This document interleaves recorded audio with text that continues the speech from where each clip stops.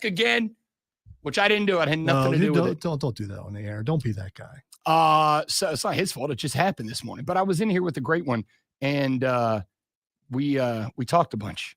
And so I'm way behind there. Stream's up, by the way. Stream's up. I didn't get that done, so that's good news. I'm not too old to find you, son. Whatever you say, Coach. We got a lot to get to today, man. Somebody pointed out how good of a sports weekend this is. I mean, a genuinely good sports weekend. The college football slate is incredible. The Ryder Cup is this weekend. That's the golf, right? That is the golf, right? That is correct. Team USA taking on Team Europe up at Bethpage Black. Is that like on the air when football's on? Yeah. Okay. And it will absolutely have a spot on the Rob Brown Show itinerary of television. I mean, I would just think that maybe they could like schedule that in a place where there's no football, so they would get more eyes on the product. That's all. It just seems like a bad time of the year to do it. Anybody who is in on the Ryder Cup is in on the Ryder Cup. Anybody who goes, I'd be in on the Ryder Cup if it wasn't during football, isn't really in on the Ryder Cup.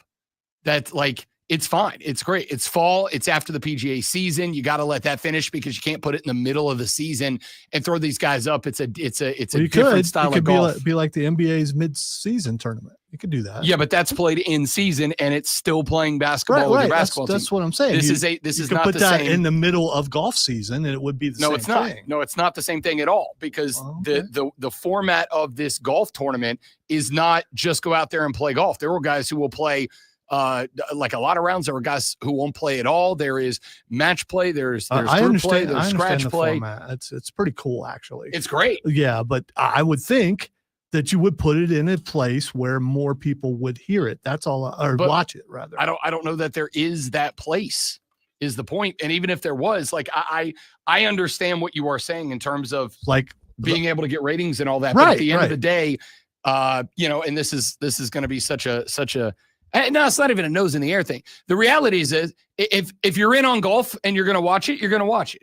If you're not in on golf, you're not going to watch this anyway. So you're making it sound like, well, we don't need you. We only need the people who are. No, not at all. No, you said that it may sound that way. Yes, the guy who has for 5 years now constantly been pitching ideas to golf about how to get more eyes on the TV. I didn't say that. You said it. You said it may sound a certain way, and I was clarifying that, yes, you're right. It does sound that way. That's all.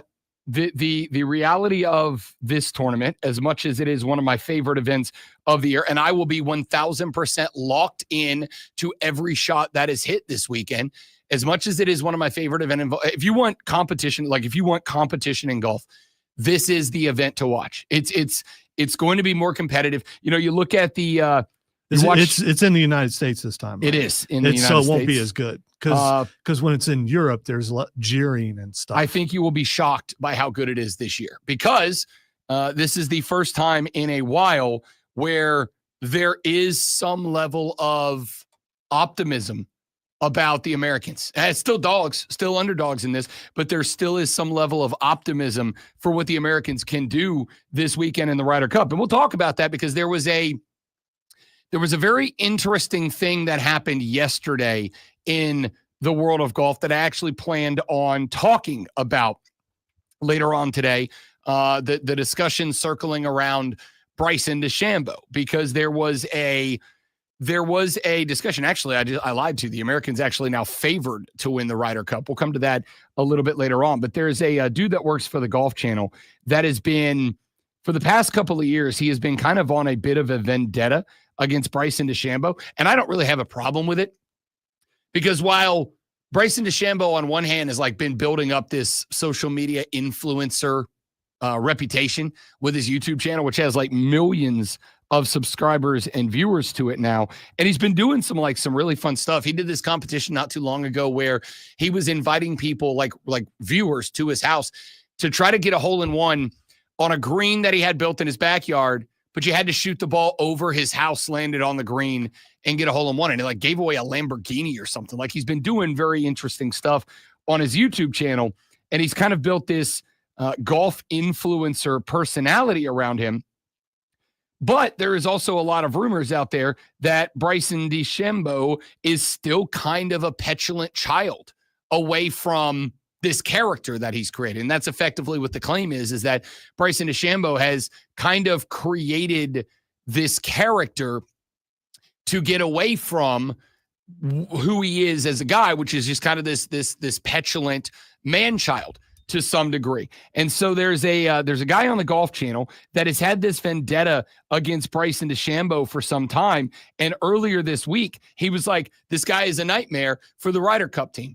He's a nightmare because he's a locker room cancer, and he's going to make it about him. And while he presents this forward face to you guys, that's not who he is. Well, yesterday, of course, obviously, the folks in the media all immediately went to the Ryder Cup team, the Ryder Cup guys, and were like, hey, talk to us about Bryson DeChambeau. And they all rushed to his defense. They're like, no, he's a great dude. He's a lot of them, I've partnered with him before. He's done nothing but good work, yada, yada, yada.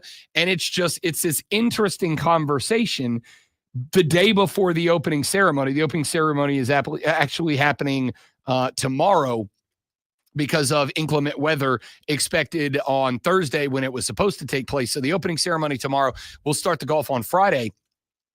But there's this kind of discussion that's cropped up about locker room chemistry and all that at a point in time where, again, this is a year that the Americans have some optimism. So coming up later on in the show. Do they actually have a locker room?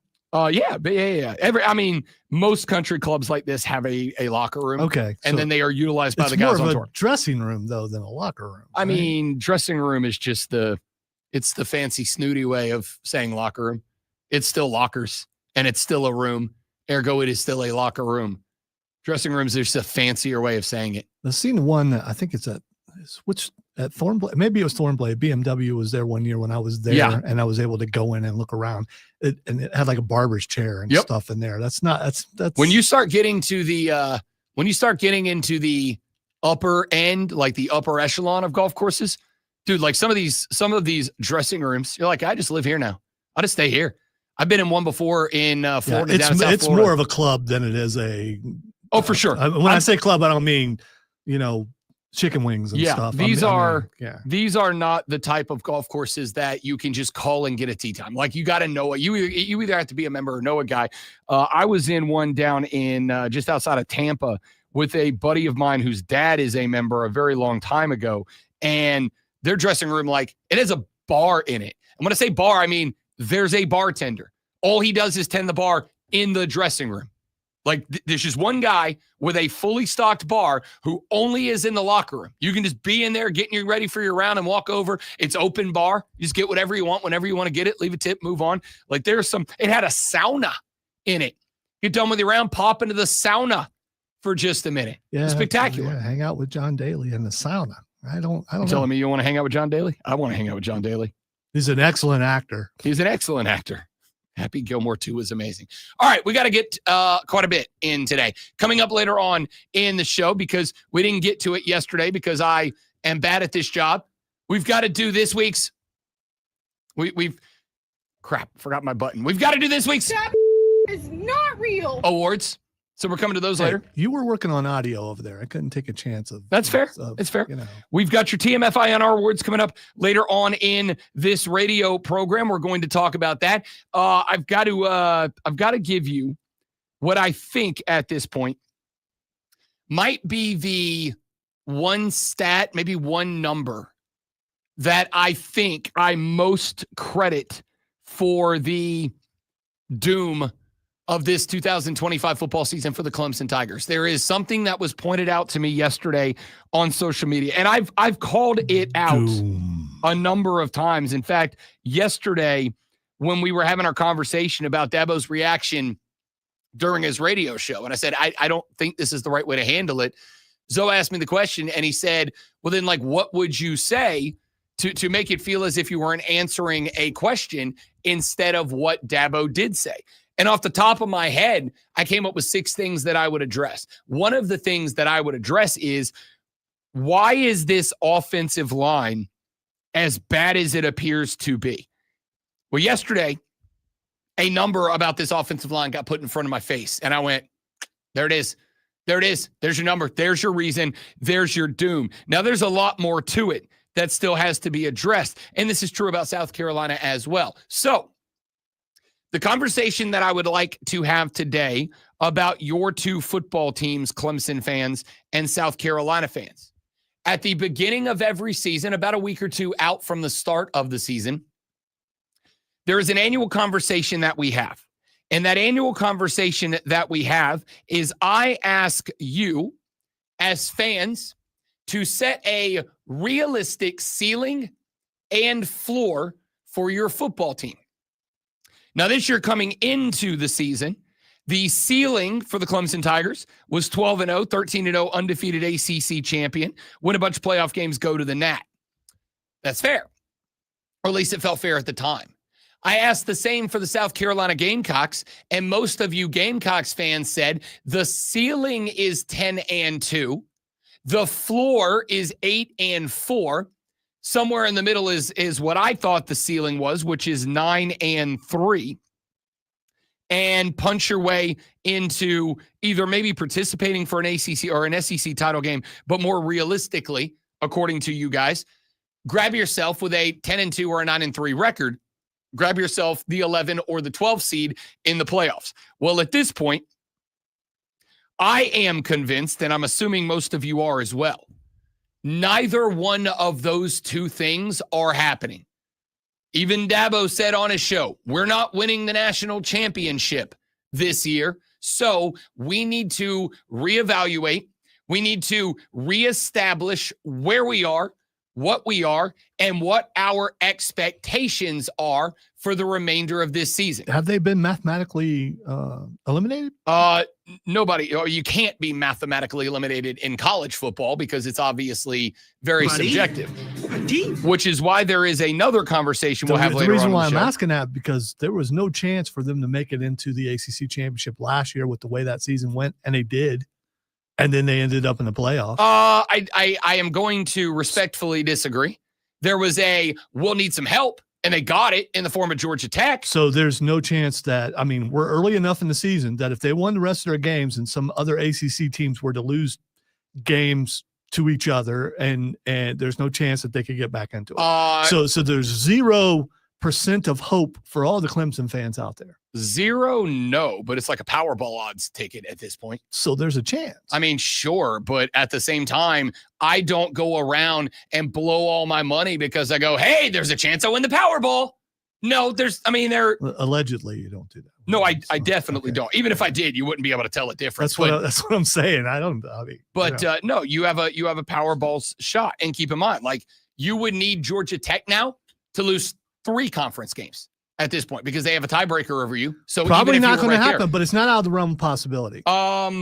This early on the season. That's all I'm saying. Again, not out of the realm of possibility, but then again, neither is me walking outside and finding a gold bar fell out of a plane and landed next to my car, and I'm rich now. Well, if it fell out of a plane and landed next to your car, you don't have to think about the actual ramifications of the hypothetical here. Okay.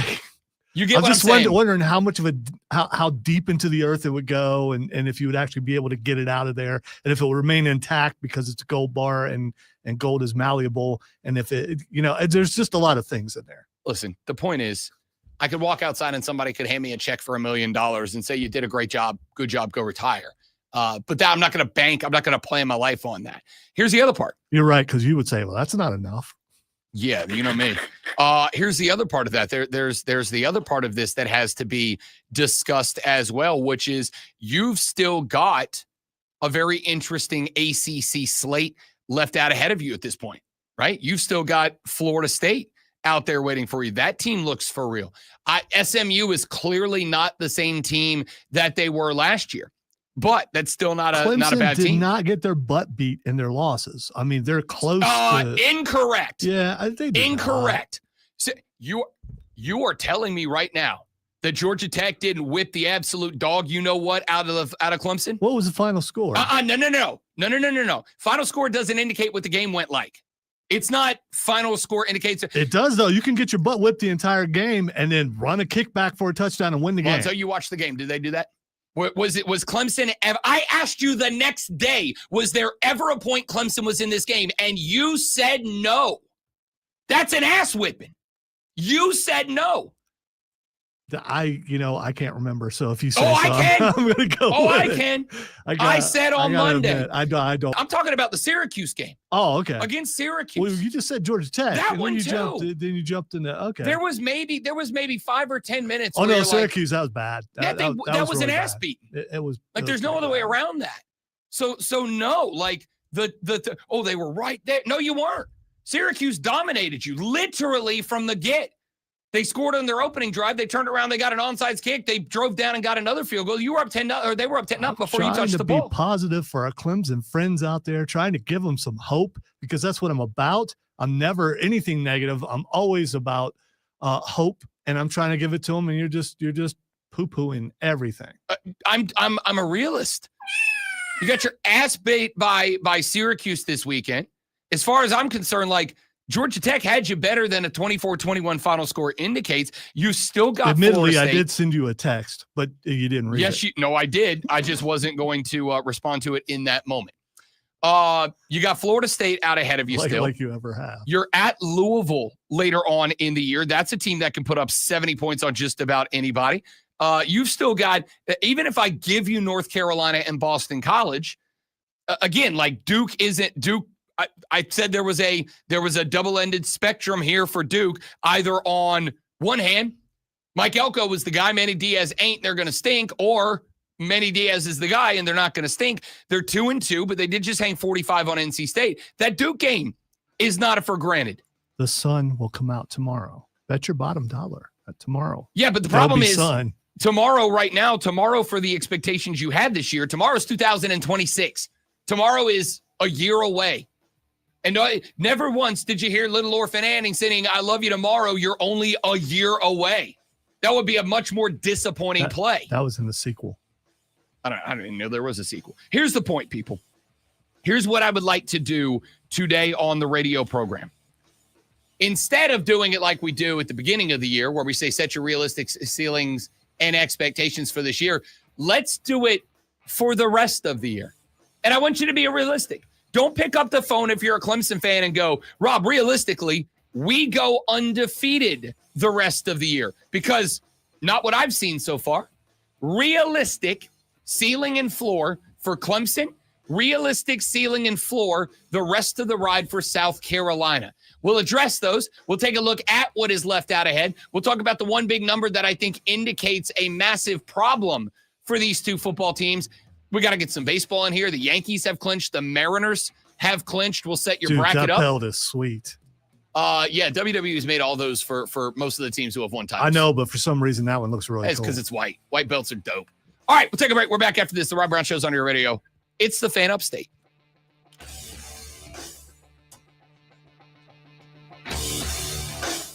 I mean, the floor is 2-10 because outside of Furman, there's not a team that can't lose to. You're not wrong. All right, be right back, guys. I'll come right back. We'll address the chat. Leave it in there.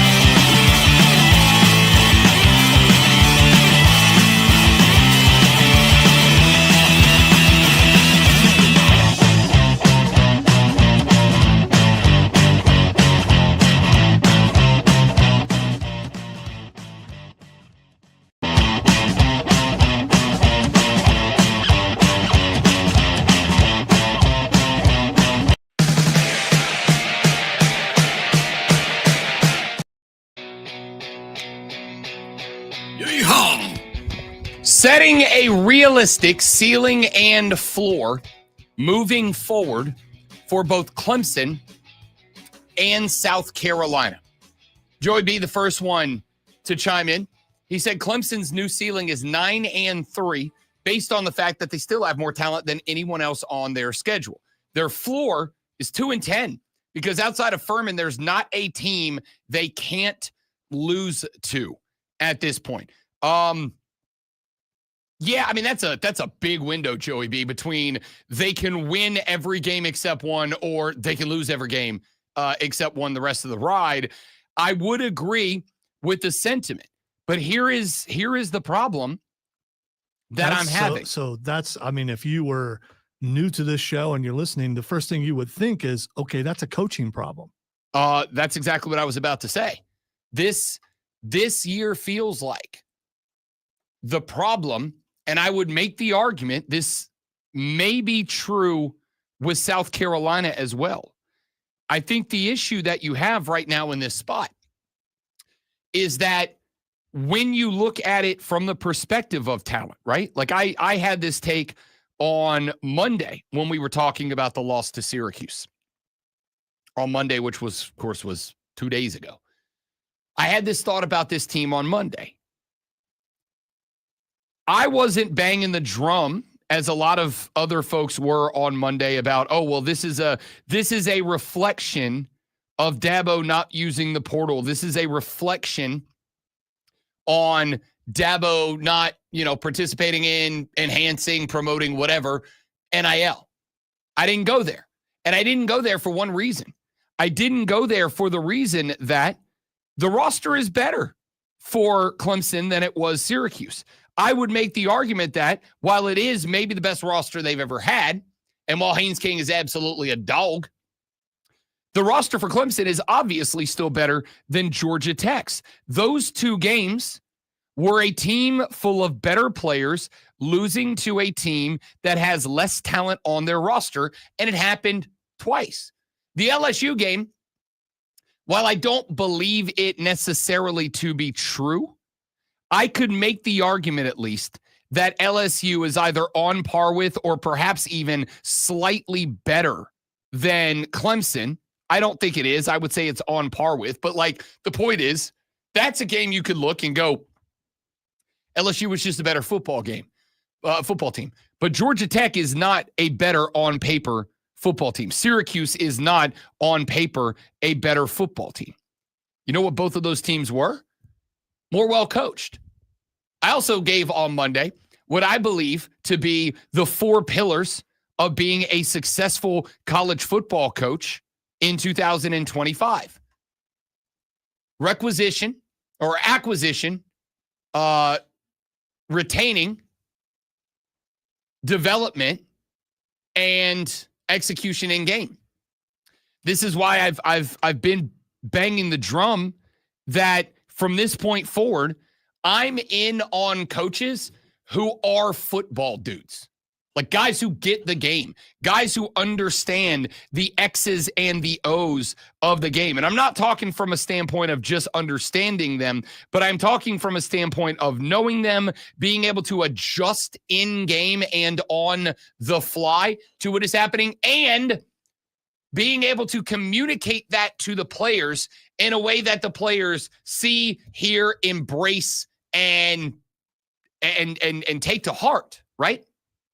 Like it is one thing if you're the smartest dude in the room. If you are trying to tell everybody else in the room what it is that needs to be done for something to be successful, if you can't get them to listen to you, believe you, and then follow you to that victory, it doesn't matter. It doesn't. And just like with a lot of other things in life, there are a lot of people who have no bleeping idea what needs to be done to be successful, but they're so charismatic that people follow them anyway. That's not a football dude.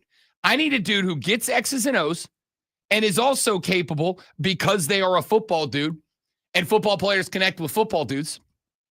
This is the Miami Dolphins problem we talked about, right? Like it was one thing when Mike McDaniel walked into the office and won over the Dolphins front office, and they told the locker room, like, y'all follow this dude. He's a dude. And he showed up, and they had the number 2 offense in football, and everything was hunky-dory down there in Miami, Florida. And then the wheels came off for just a minute, and you saw how fast that locker room completely abandoned Mike McDaniel. And now the dude went from like, oh, that's the funny little dork with the vape pen on the sideline to that guy looks like he needs somebody to ask him if he's okay, right? It's kind of that. To win games, you have to win the game, not lose the game. Yeah, like it just doesn't sound great. And I think that's because the locker room abandoned him, because while he's a brilliant football mind, he's not a football dude. And you know exactly what the hell I mean when I say a football dude, and he's not one. So with that being said, I am looking at this Clemson football team, a team that 2 of your 3 losses are to a team that on paper just aren't as good as you are. And that does lead me to believe I'm chalking this right up to one of 2 things. It is either A, pillar number 3, development. Are you making the players that are on your roster, once you get them there and once you convince them to stay there, are you making them better? And I think the answer for this is no. This is why I have pointed out a few times. The question that I like to ask is, what's better? From week 1 LSU to week 2 Troy. From week 2 Troy to week 3 Georgia Tech. From week 3 Georgia Tech to week 4 Syracuse. What's better? Because it ain't the quarterback. It's not the offensive line. The defensive line got beat by Georgia Tech so bad that Syracuse was inspired. I firmly believe that Georgia Tech whipped Clemson at the point of attack. Their offensive line won at the point of attack so much that the guys at Syracuse watching tape, I have zero doubt went, we can do that. Like that's within our realm of possibility. We can do that. So then Syracuse comes out and lays the wood down on Clemson at the line of scrimmage. Like, of course, that's going to be the result. Football dude, Brent Key, football dude, Fran Brown. I talked to both of them at ACC Media Days. Both of them just absolute football dudes. Well coached. The boys in the locker room are all in. They adapted on the fly to what was happening. And they've got the best rosters. Well, Georgia Tech's got the best roster they've ever had. I don't think Syracuse is anywhere close to it, but I won't be shocked if over the next 2 years they develop it, because wins like that over Clemson, that's how you do that. That is how you do that. So with all that being said, I think that we do chalk it up to coaching.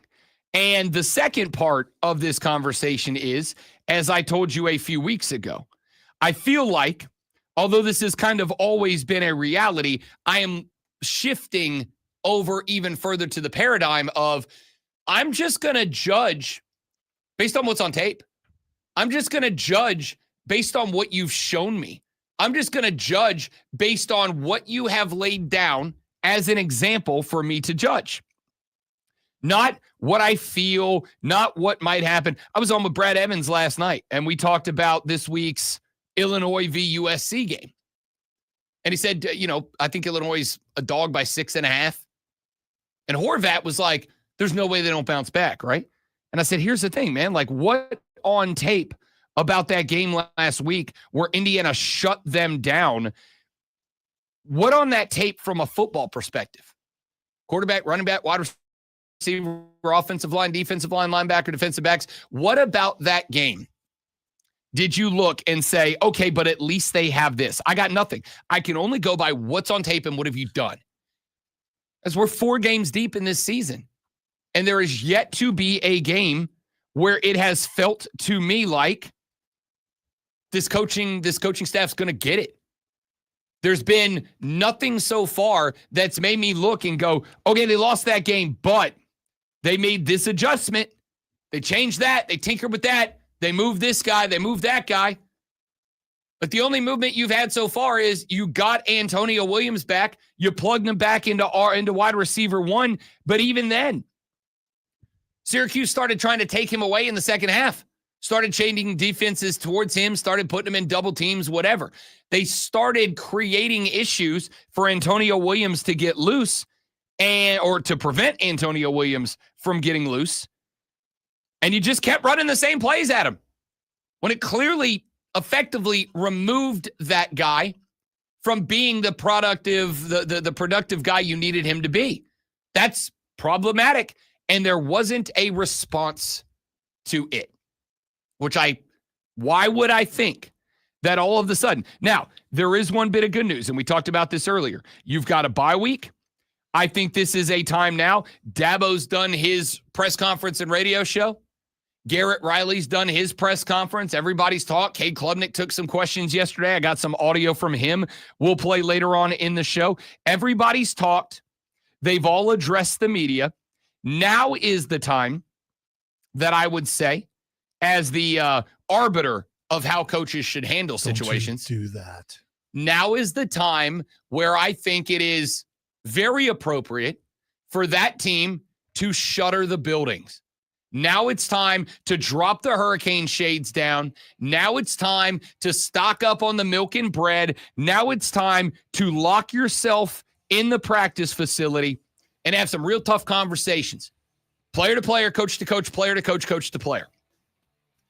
Because you're at North Carolina. That's a bad and poorly coached football team. You are at Boston College the week after that. Back-to-back road trips, but against two of the worst teams in the ACC. These are get-right games, because then it's SMU, who is going to be fighting for their lives. It's Duke, who just hung 45 on NC State. It's Florida State coming to the crib, and you know they mad as hell about last year. And then it's at Louisville, who is going to want to hang 70 on you because they can.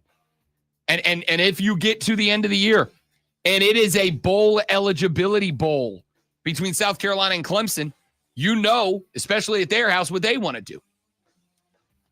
What on tape do I have to believe that the coaching is just going to suddenly kill it? I got nothing to lean on. Lock it down, dial in, go beat the hell out of North Carolina, get right. Texter said, Rob, is Clemson living in your head or what? Day 3 of the all Clemson Rob Brown show. Well, A, it hasn't been. B, you understand that I am going to talk about things when they are wrong, not when they are good. When they are good, there's nothing to fix. I'm not going to sit here and go, everything is awesome. We're going to talk about what's wrong and what's bad, because that's what needs to get worked on. That's what productive people do. Back after this on the Rob Brown Show on the Fan Upstate.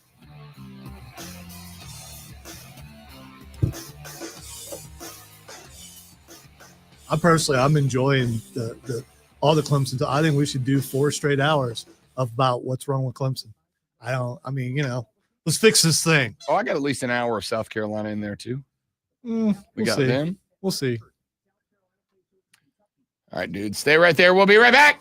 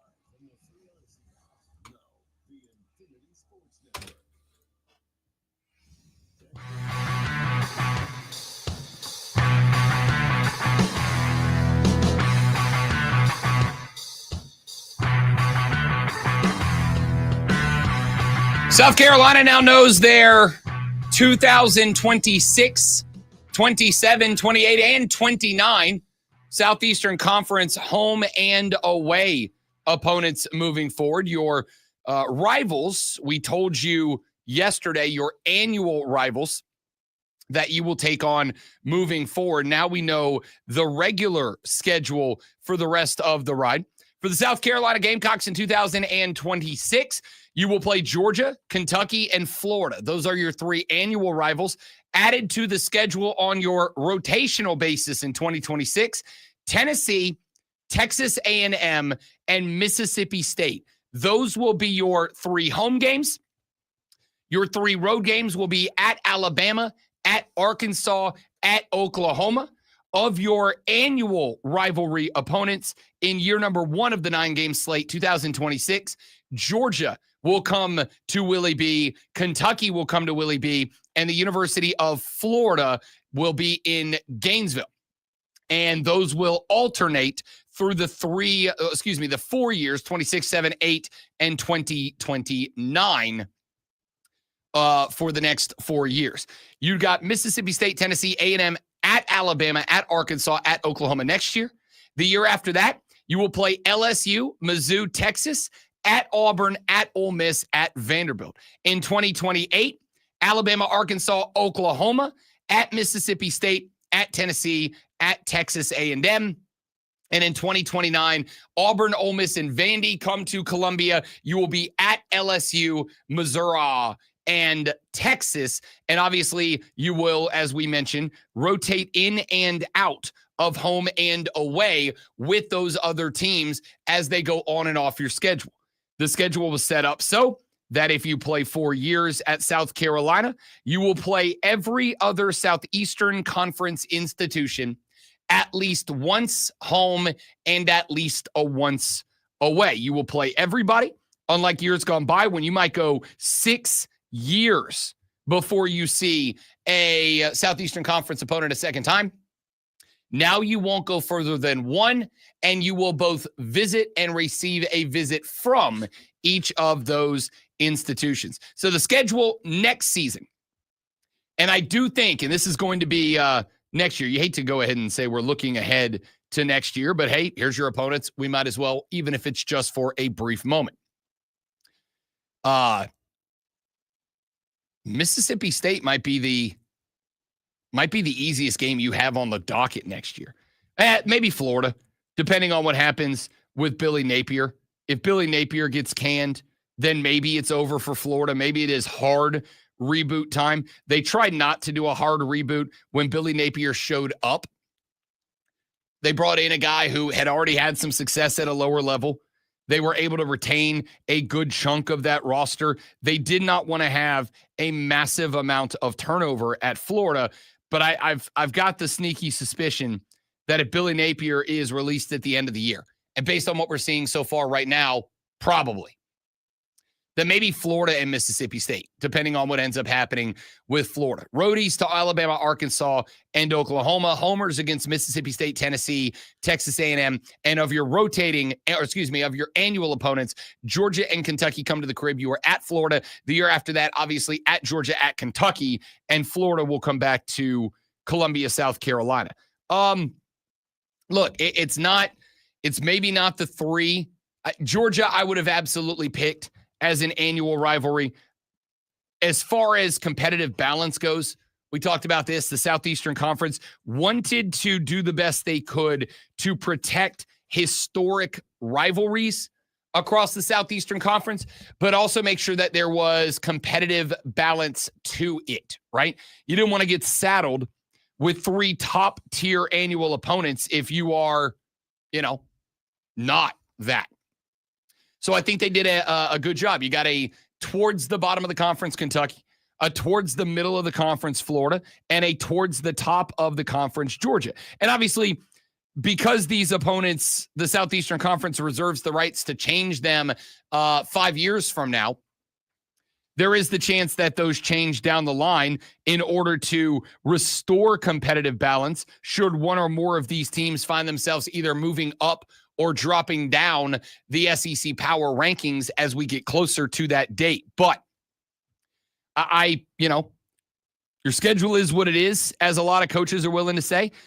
Not an easy one for the Gamecocks moving forward. This is part of the reason that I have leaned very heavily on. The number one recruiting tool that South Carolina has, in my opinion, the number one recruiting tool that South Carolina has is creating a very unique culture. Because until you succeed at recruiting, and I'm not talking about what you've done the last couple of years, you have more NFL draft picks last year than in the history of the program. You've succeeded. You've gotten talent in. But until you can take, we got a bunch of 3 stars and a couple of 4 stars and turn that into, we got a bunch of 3 stars, a bunch of 4 stars, and a couple of 5 stars, until that becomes more of a regular occurrence for you, it is probably going to be a while before we are a regular competitor for the Southeastern Conference becomes your biggest recruiting tool. Your biggest recruiting tool in South Carolina. This is why last week, after the opening loss in the Southeastern Conference, I pointed out last week I don't want to use the word shocked, but I was a little bit surprised by how radio silent South Carolina went. And it wasn't because it wasn't the place to do it, right? Like, you're coming off a win, that's when you can break out, as Mark Stoops would say, the funny glasses and dancing around in the locker room. The reason I was surprised by the radio dark last week going into the Missouri game, and I got to say, like, I suspect we're going to hear more of the same this week. And here we are on Wednesday. You know, we heard and played a little bit of Shano's press conference from postgame. He did hit the podium again Monday, and I got a little bit of audio we're going to come to later on in the show from that. But I would point out that you're not really seeing a lot of the kind of unique tone of South Carolina that Shane Beamer has brought to this program. And I think that there is a reason for that. I don't love it, though. And I don't love it, though, because, as I have pointed out, having that unique voice, having that unique tone, that is part of what makes your program, regardless of football success on the gridiron, that's what makes it more compelling, interesting, dare I say, attractive to the next generation of players. South Carolina is going to have to do a couple of things. Number one, you're going to have to be very good with NIL. And number two, you are going to have to, as worked for Lenora Sellers, you are going to have to create an attitude, a culture, a locker room, an environment where players go, yo, this is pretty dope. Like, this is cool. I want to be part of something cool, and this is pretty cool.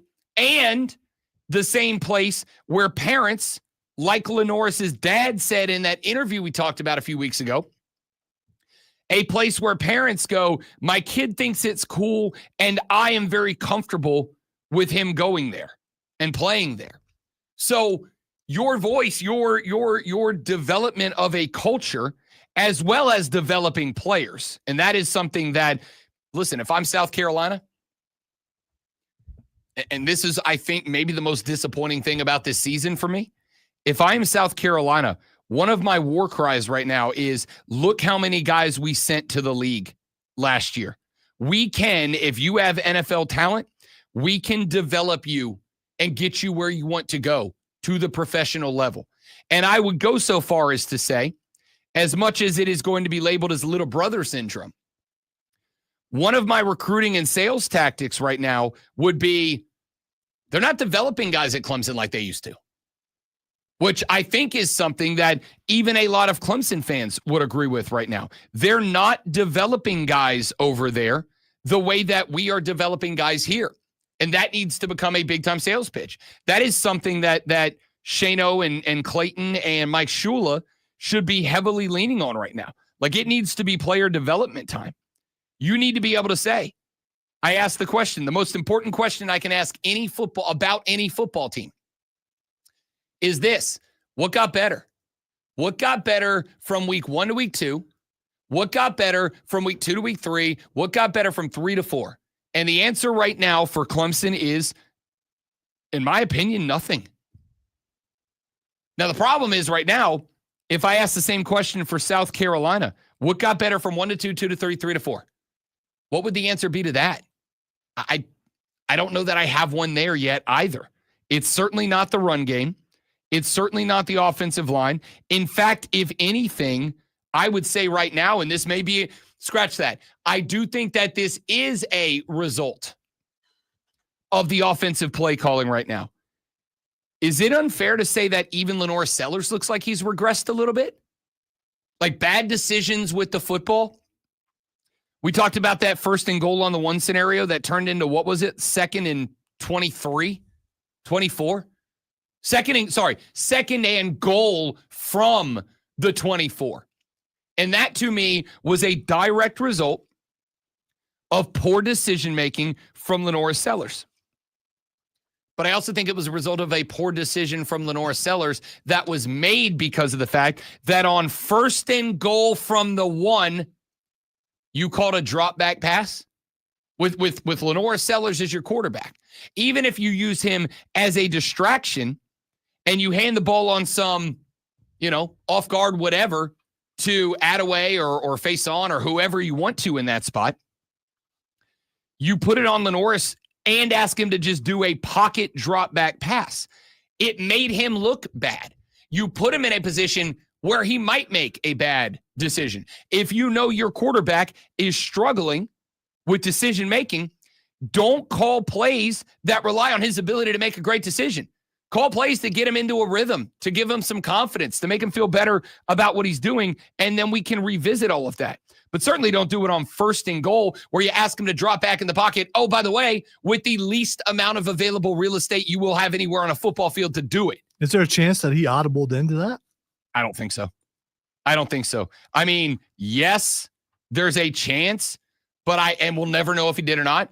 But I can't imagine Lenore Sellers said, 1st and goal from the 1, I'm going to audible into me being Tom Brady. No, I think if he was going to audible in that moment, doesn't he audible into anything else? Confidence sometimes will cause you to make decisions you shouldn't. Either way, even if that's the case, that is still a bad decision. And you're set up in a spot where you've allowed him to do that. So at a point where one of these two teams would give themselves a big-time favor just by saying, we're the player development school in this state, neither one of them is doing that either. All right, let's take a break. When we come back, we get your water cooler cheat sheet right off the rip. We're going to talk some NFL coming up later on the show. Ordinarily, Denton Day would join us. He's got to move to Friday because he's got a couple of obligations today. So we will keep talking college football towards the end of the show. We got your TMFI on our awards and more. Now, if there's one guy who is real, Lonzo with a sports flash. Unlike birds, because they're not real. It's 10 straight wins for the Atlanta Braves after a 3-2 victory over the Nationals. Hurston Waldrop collected his 6th win. Atlanta's bats slowed down with just 6 hits, but 2 of those were home runs from Ronald Acuna Jr. and Michael Harris II. The final game of the 3-game series is today at 12:15. Second longest tenured coach in college football is out as Oklahoma State fired head coach Mike Gundy yesterday after a 1-2 start to the season. Gundy, who is a man, was in his 21st season leading the Cowboys. Only Kirk Ferentz in charge of the Iowa Hawkeyes since 1999 has been in a locker room longer. Oklahoma quarterback John Mateer will miss at least a few weeks with a broken hand that will require surgery. Mateer sustained the injury in Saturday's 24-17 win over Auburn. Earlier in the week, Mateer became the Heisman odds leader, completing over 67% of his passes.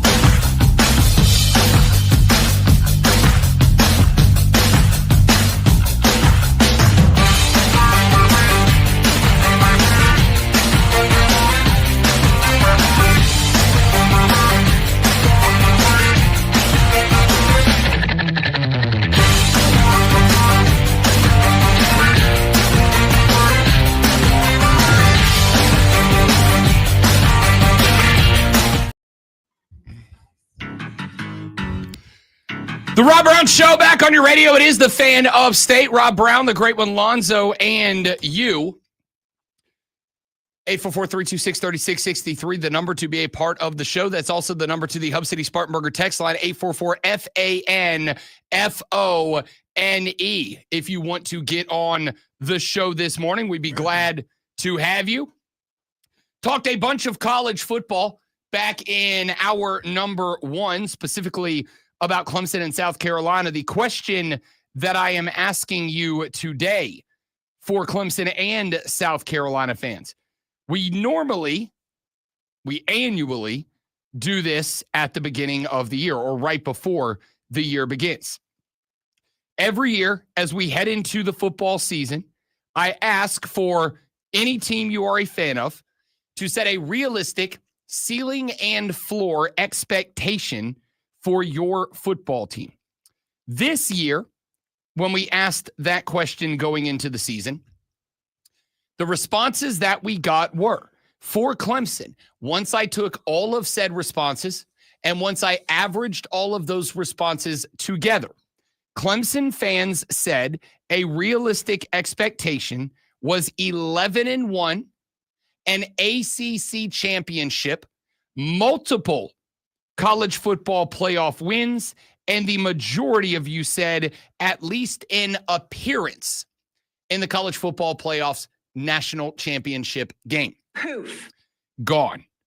And that's not me saying that. That's what Dabo said earlier this week when he said, we're not going to win the national championship this year. So it is time for us to regroup, refocus, establish a new group of objectives, goals, priorities, and execute on that. South Carolina, when I asked for your realistic ceiling and floor expectations, we had a couple of people that said 10-2. We had a handful of you that said 8-4. When I averaged them together, the average expectation for South Carolina fans was 9-3 to be in contention for an SEC title game appearance until late in the season and to earn a college football playoff bid, likely an at-large bid, either number 11 or 12. So the average expectation for South Carolina was 9-3, be in the mix late in the year, and sneak into the back door of the college football playoffs. What's their record right now? South Carolina is 2-2 with 2 losses in the SEC. So, well, part of that could still happen. They could still be 9-3. They still could be 9-3. But, as I pointed out a number of times, if you take multiple losses in the first half of the season, I don't see a world where you're not taking multiple losses in the back half of the season. So, the question that we are asking for your involvement with today is this, and you can call and give us your response.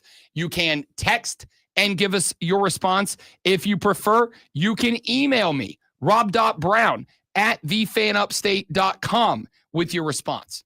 But I am going to lift our annual preseason conversation, and I'm going to drop it into week number 4. Set for me a realistic ceiling and floor for the remainder of the ACC and SEC seasons of the South Carolina Gamecocks and the Clemson Tigers. I've gone over and done mine. I will share them with you coming up here in a few minutes. I would like your answer to that as well. We'll get to that a little bit later on in the show. But it is 7:05 in the morning. You have 55 minutes left until you get to work. Here's the good news, people. The good news is football is back tomorrow evening. The bad news is that you've got to get through today and tomorrow at work to be ready for football to be back tomorrow evening. And if you've got to do that, one of the best things in the world that you can do is to talk sports at work so that you can kill some time. I mean, that's just the best thing in the world you can do.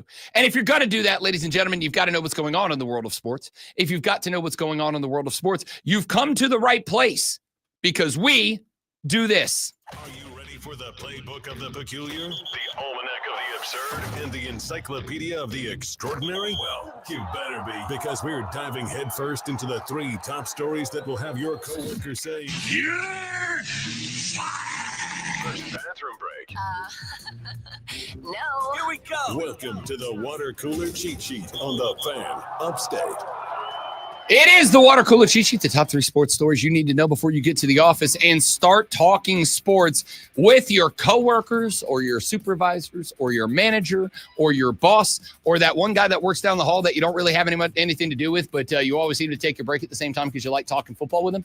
Well, when you do that, here's what you're going to need to know. Ladies and gentlemen, it is item number 1. To Major League Baseball we go as we approach the end of the season. The Atlanta Braves have a game today at 12:15. Then they have a 3-game set, and the season is mercifully over for the Atlanta Braves. So as a fan of the team, and you know it's over, you still watch like on a day like today when they're on at noon? Yeah, I will. Okay, I'm just curious. Yes, I will watch today's game at 12:15. And again, I'm not watching it as a fan like rah rah shish boom ba, let's go win the game. I'm more watching, all right, like is Drake Baldwin going to continue the hot streak? He had another hit last night. Is Matty Ice Baby Olsen as a slugger still that guy, or do we need to worry about finding some power in the offseason?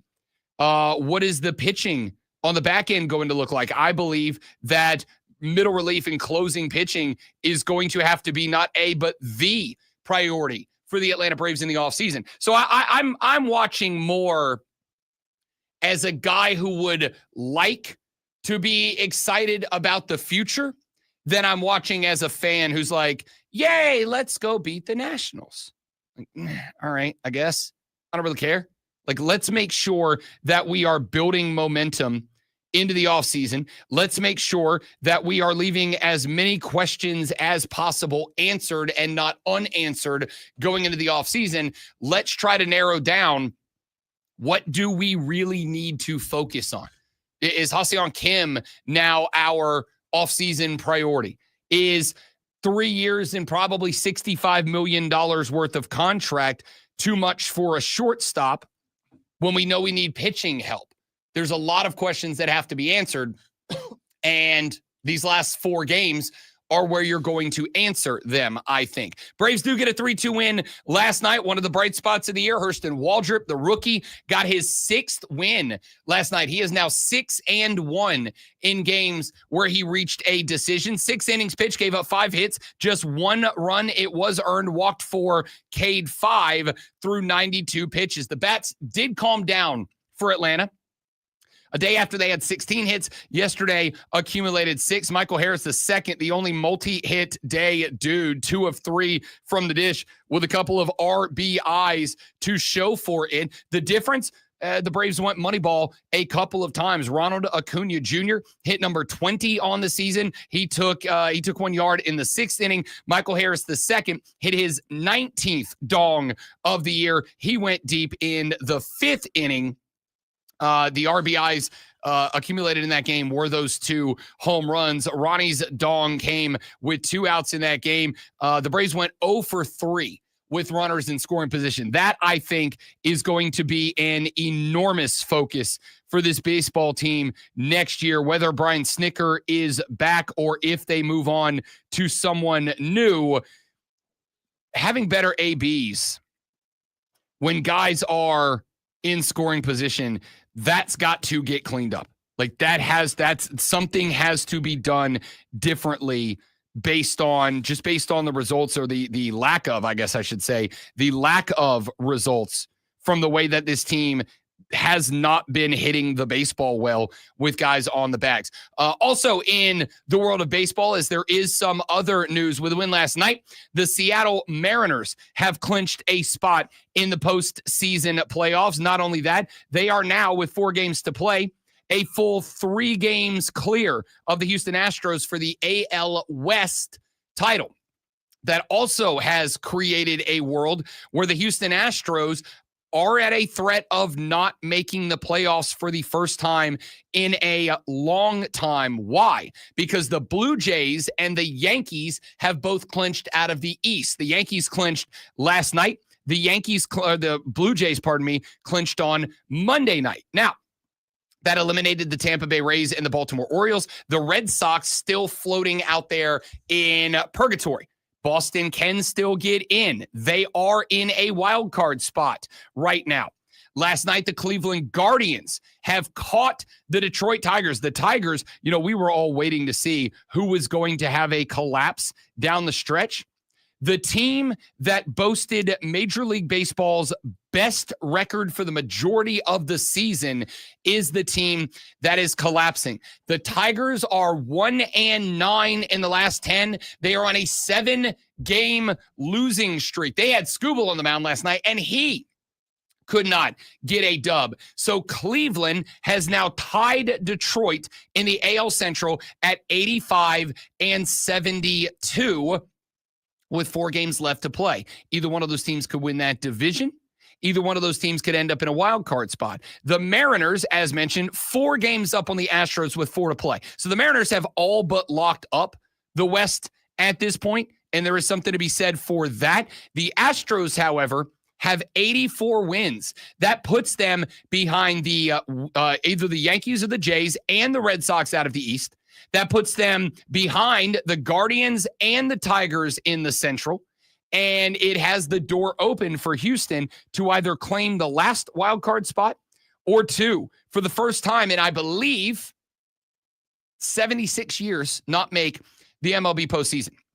Over in the National League, the picture was a little bit more clear going in. The Padres have clinched a spot in the playoffs. However, that division's still up for grabs. The Padres just a game and a half back of the LA Dodgers. No team's going to win 100 games this year, by the way, but the Padres 1.5 games back of the Dodgers with 4 to play. They can very much catch. They have clinched a playoff berth, so have the Dodgers.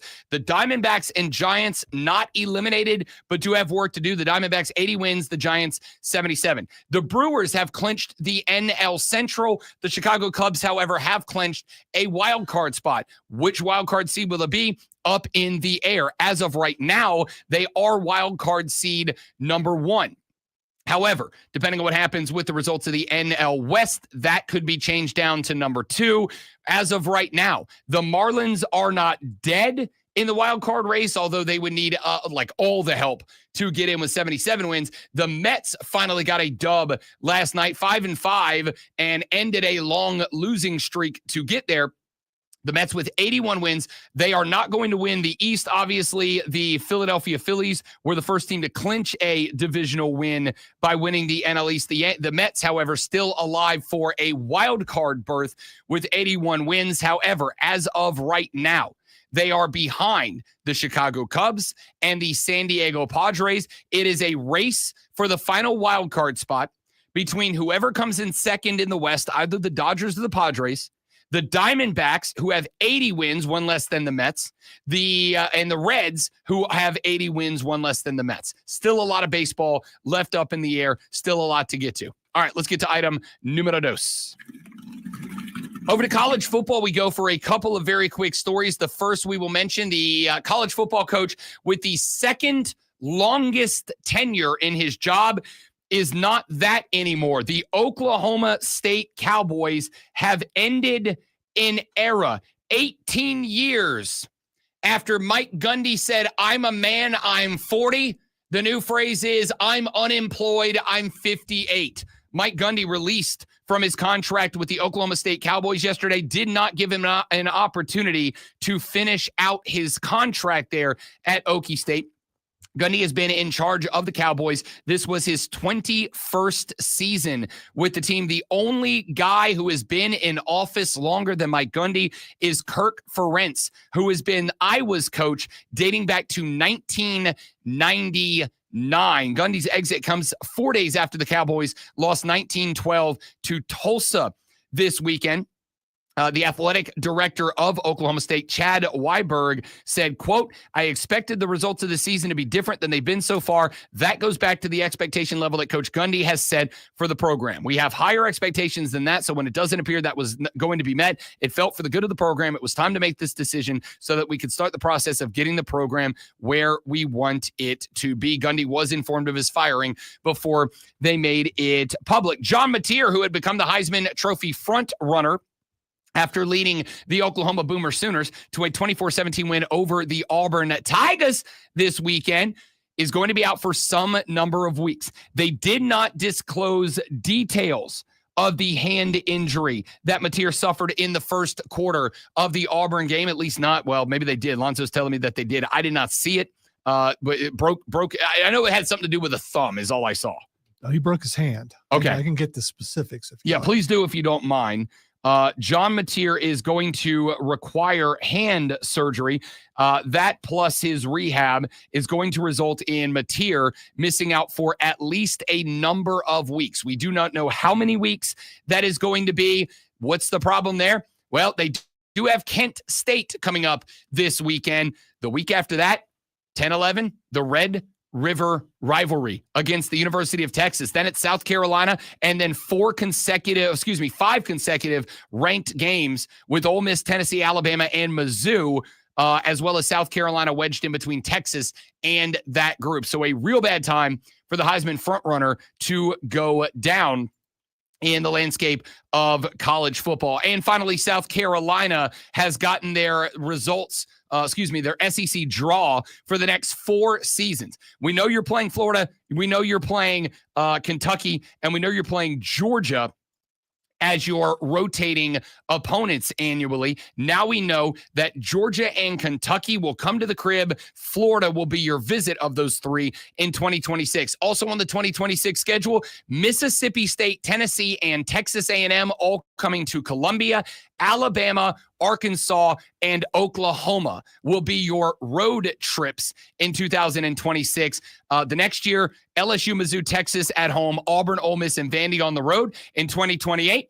Take the 2026 opponents, flip home and away. In 2029, take the 2027 opponents and flip home and away. Let's get to item number 3. By the way, real quick, Pete Thamel identified Mateer's injury as a broken bone in his right hand. So they're not saying which bone it is. It could be that one that we talked about yesterday. Hey, mate. The hey, mate. Hey, mate. I don't know. Maybe it's that. It might be that. We will find out. We will get more details today, I am sure. Item number 3, back to the WNBA playoffs we go, is round number 2. A best of 5 round is underway. We got started last night with an 89-83 victory of the Phoenix Mercury over the Minnesota Lynx last night. The Mercury led by Satu Sabali's 24 points. Alyssa Thomas pitched in 19 as well. Sammy Whitcomb had 13 off the bench. 8 boards for Alyssa Thomas to go with 13 assists, just a couple of rebounds shy of the triple-double. 24 for Nafisa Collier. Kayla McBride had 21, and Courtney Williams had 20 in the loss for the Lynx. The problem for Minnesota, just 3 points in total off of the bench. The Aces tie their series with the Fever 90-68, a drumming of Indiana last night, and surprise to exactly nobody, the four-time WNBA MVP, the only four-time Asia Wilson had another game, 10 of 18 from the floor. She had 25 points, 9 boards, and 5 steals in the winning effort. And Alyssa Smith had 18 on 7 of 9 from the floor. She also went 4 of 9 from the stripe, had 7 boards in this one. The Aces dominant in game number 2. Both of those series are now tied up at a game apiece in round number 2. We've got for you on tap this evening. On Friday evening, we will continue with those series. We have also got games coming up for you in our other series as well. So we will talk a little more WNBA playoffs, especially when we get to the championship, which is this year a best of 7. When we come back, realistic expectations, ceiling and floor for the remainder of the South Carolina and Clemson football seasons. I've got a few of you who have texted your answers. I would like the rest of you to do the same at 844-326-3663. I will give you mine when we come back on the Rob Brown Show in the Fan Upstate. Morning, Cruz. Welcome back. Didn't know what you had. Glad you're here.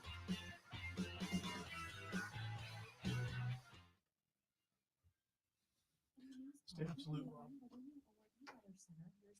Always absolute. Big absolute vodka guy.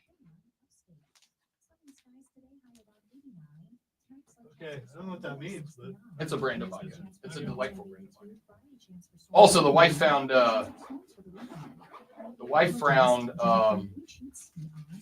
cherry flavored vodka.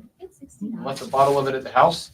And I'm going to go ahead and tell you, cherry vodka in Coke Zero or Sprite, magnifique. It just tastes like a cherry Coke.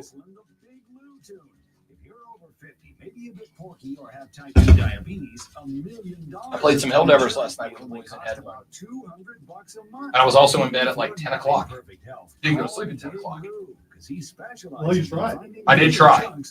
Just couldn't do it. All right, boys and girls, y'all stay right there. We'll be back in just a minute. Realistic ceiling and floor for the Clemson Tigers and the Gamecocks. Leave them in the chat. We'll get your answers on the air when we come back.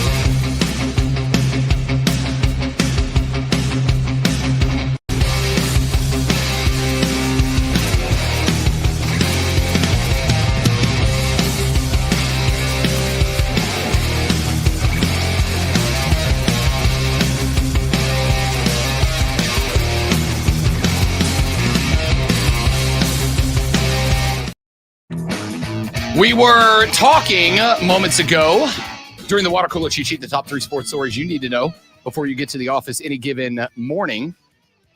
Told you that John Mateer is going to be missing some time. He broke a bone in his hand. I don't believe we know specifically what bone it is. Cannot find which bone it is. Okay. We're going to, just because we like saying, hey, mate, we're going to assume it's the hey, mate bone until we hear otherwise. We don't know that it is, to be clear. It's just an excuse for Lonzo and I to repeatedly say, hey, mate. Hey, mate. After we figured out, thanks to, what was it, Google Translate or whatever, how to say it. So now we know, hey, mate. Hey, mate. So what does that do to our 2025 Heisman Trophy odds? Now, you guys know my feelings on the Heisman Trophy. I track the odds during the year, though I do not particularly care about the Heisman Trophy because I do think it has been turned into a quarterback popularity contest. I do not think it goes annually. It's not that it never does, but I do not think that it goes annually to the best player in college football. I think it goes to the best college quarterback who comes from the best team that is in the mix at the end of the year. And that is why I find these new and updated odds after John Mateer's injury, required surgery, and absence from the team for question mark number of weeks, very interesting. I talked last night on BetMGM tonight because my poor guy Ryan Horvat, he told me about halfway through that game against Auburn, where John Mateer was good, like real good, he immediately went and got a ticket for John Mateer to win the Heisman. And then he finds out 2 days later that John Mateer is going to be missing some number of weeks with surgery on his busted hand. And so he asked me, who else is in the mix that you like? Now, my answer was Dante Moore out of Oregon. Because if you're watching this kid's play, now, in fairness, the Ducks are undefeated. Great.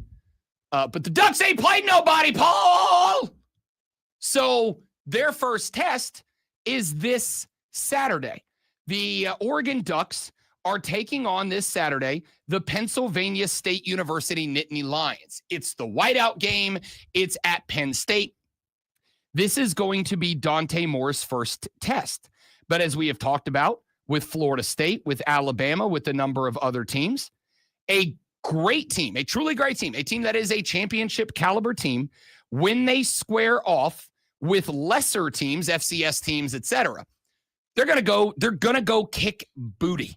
They're going to go dominate. There's going to be zero questions. You're going to end the game, and you're going to go nothing to nitpick about this one. They executed flawlessly. Well, I would make the assertion so far that the Oregon Ducks have done that. They hung 59 on Montana State. They have played, by the way, 3 power teams so far. A bad Oklahoma State team who just fired Mike Gundy, sure, they hung 69 on them. A up-and-coming Northwestern team. This was a team that a lot of folks on the BetMGM network I work with bet the over on Northwestern because they said, like, this team is up and coming. I don't know a ton about Northwestern, unfortunately, but from all the numbers relative to expectation, Northwestern's overperforming. Oregon beat them 34-14 on the road. And then they played the Civil War this past weekend. Oregon State is not the same Oregon State team that it was a couple of years ago, both before and during the DJ Uiagalelei era, before their entire coaching staff up and left town in the middle of the night. They beat Oregon State. They beat the Beavs 41-7. They have done what good football teams do. And a large part of the reason is because Dante Moore has been a dog. 962 yards passing, completing 74.7% of his passes. I don't care if you have only played cupcakes. Completing just around 75%, 3 out of every 4 passes, is really good. He's averaging over 10 yards per completion. He's got 11 touchdowns to 1 interception. He's been sacked 1 time so far, and that 1 time he's lost 9 total yards to sacks. Put that in comparison to Lenora Sellers, who lost, 55 yards in sacks this past weekend? So when Horvat said, Rob Brown, who do you like for the Heisman now that Mateer's out? My answer was Dante Moore. Dante Moore right now is sitting at 10-1 to win the Heisman Trophy. And a lot of that has to do with the fact that he ain't played nobody, Paul. A lot of that has to do with the fact that he is a young cat who is about to get his first genuine test on the road. A lot of that has to do with the fact that he is a sophomore starting his first year, and he's still got Penn State, and he's still got Ohio State out there waiting for him. So there's a lot of, he looks great so far, but let's see what he's going to look like when he comes up against a real defense. Here's the fun part about that. Dante Moore is not the Heisman Trophy favorite in the betting odds today. Let's play a little Rob Brown Show home edition. Grab your pencil and your pad. Let's see who can get this pop quiz correct. Who, right now, is the shortest odds to win the Heisman Trophy? You got Carson Beck out there. You got Jeremiah Smith, who's been coming a little bit more alive game by game. You got Gunnar Stockton for the Georgia Bulldogs. A lot of people like me getting more and more confident in the pick of Georgia to win the SEC championship, though I do have a hot take about the Georgia-Alabama game coming up later on in the show. Marcel Reed at A&M is impressing people. Joey Aguilar had a bad second half for Tennessee a couple of weeks ago, but outside of that, he's been stellar. Who is right now the shortest odds, the Heisman Trophy winner favorite in Las Vegas, Nevada? Zoe, you got a guess? Any of the dudes I just mentioned? Somebody I'm thinking outside of the box? I'm just going to go with Gunnar Stockton because he has a name that should be on the Heisman Trophy. Gunnar Stockton's a great quarterback name. I mean, it is the best quarterback name in football this year. Carson Beck ain't a bad football name. Gunnar Stockton's a great football name. Turns out it is none of the guys that I just mentioned. It is a quarterback. It's Julian Sayin. It is not Julian Sayin. Okay, it was worth a shot. It was worth a shot. Julian Sayin, by the way, 17-1. Is just behind Garrett Nussmeier, who is now 15-1, dealing with a torso injury, by the way. Should be back. I'm surprised Garrett Nussmeier's fallen quite that far. But I would also point out that I think, as I've mentioned a few times, I think LSU's a little overrated. We'll come back to that here in a minute.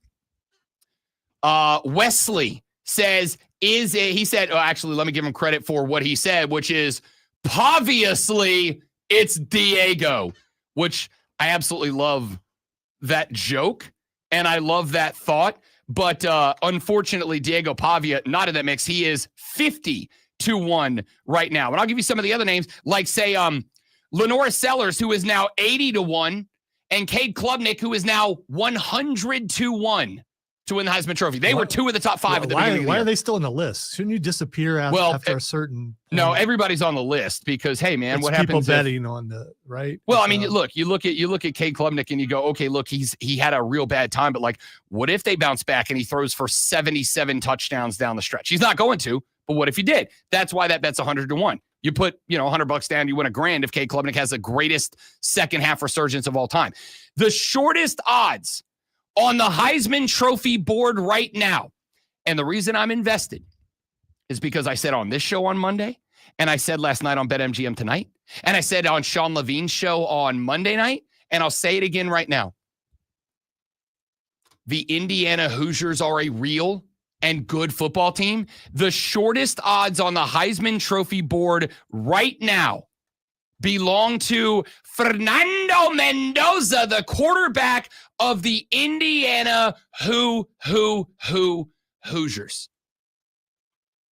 I said on this show Monday morning, Sean Levine Monday night, this show yesterday. I said it last night on BetMGM tonight. Some respect need to be put on the name of the Indiana Hoosiers. I don't know. You were respecting them a lot last year, and then when it counted, they just didn't do it. Yes, when they lost and only lost to the two teams who played for the national championship game and literally nobody else. That's the only, well, in the playoffs, obviously. The only two teams they lost to were the two teams that played for the Natty last year.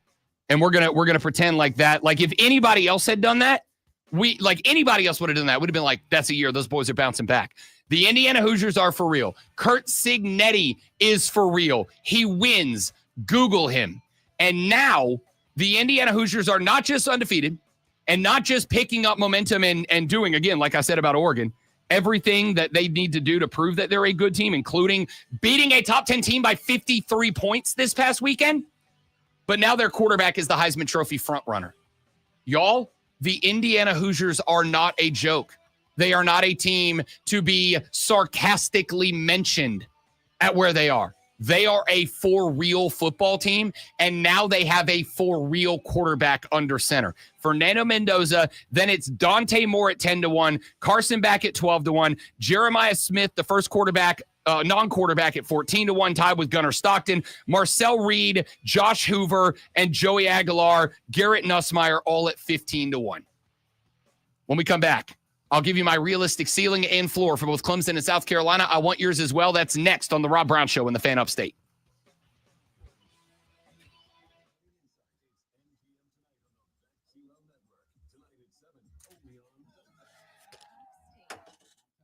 Monday. So good to me. Why is that in my hand? It's not even Monday. I don't know. Let's not. Oh, it's because I just said twice. I said on Monday. That's why. Okay.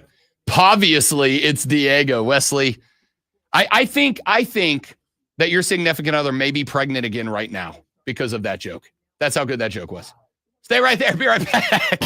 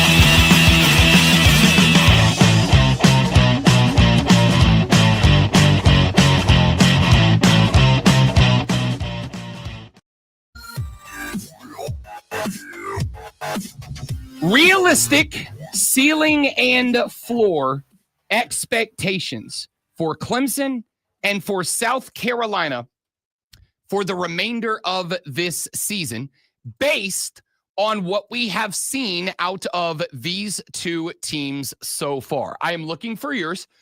We've had a couple of answers so far. Joey B chimed in first.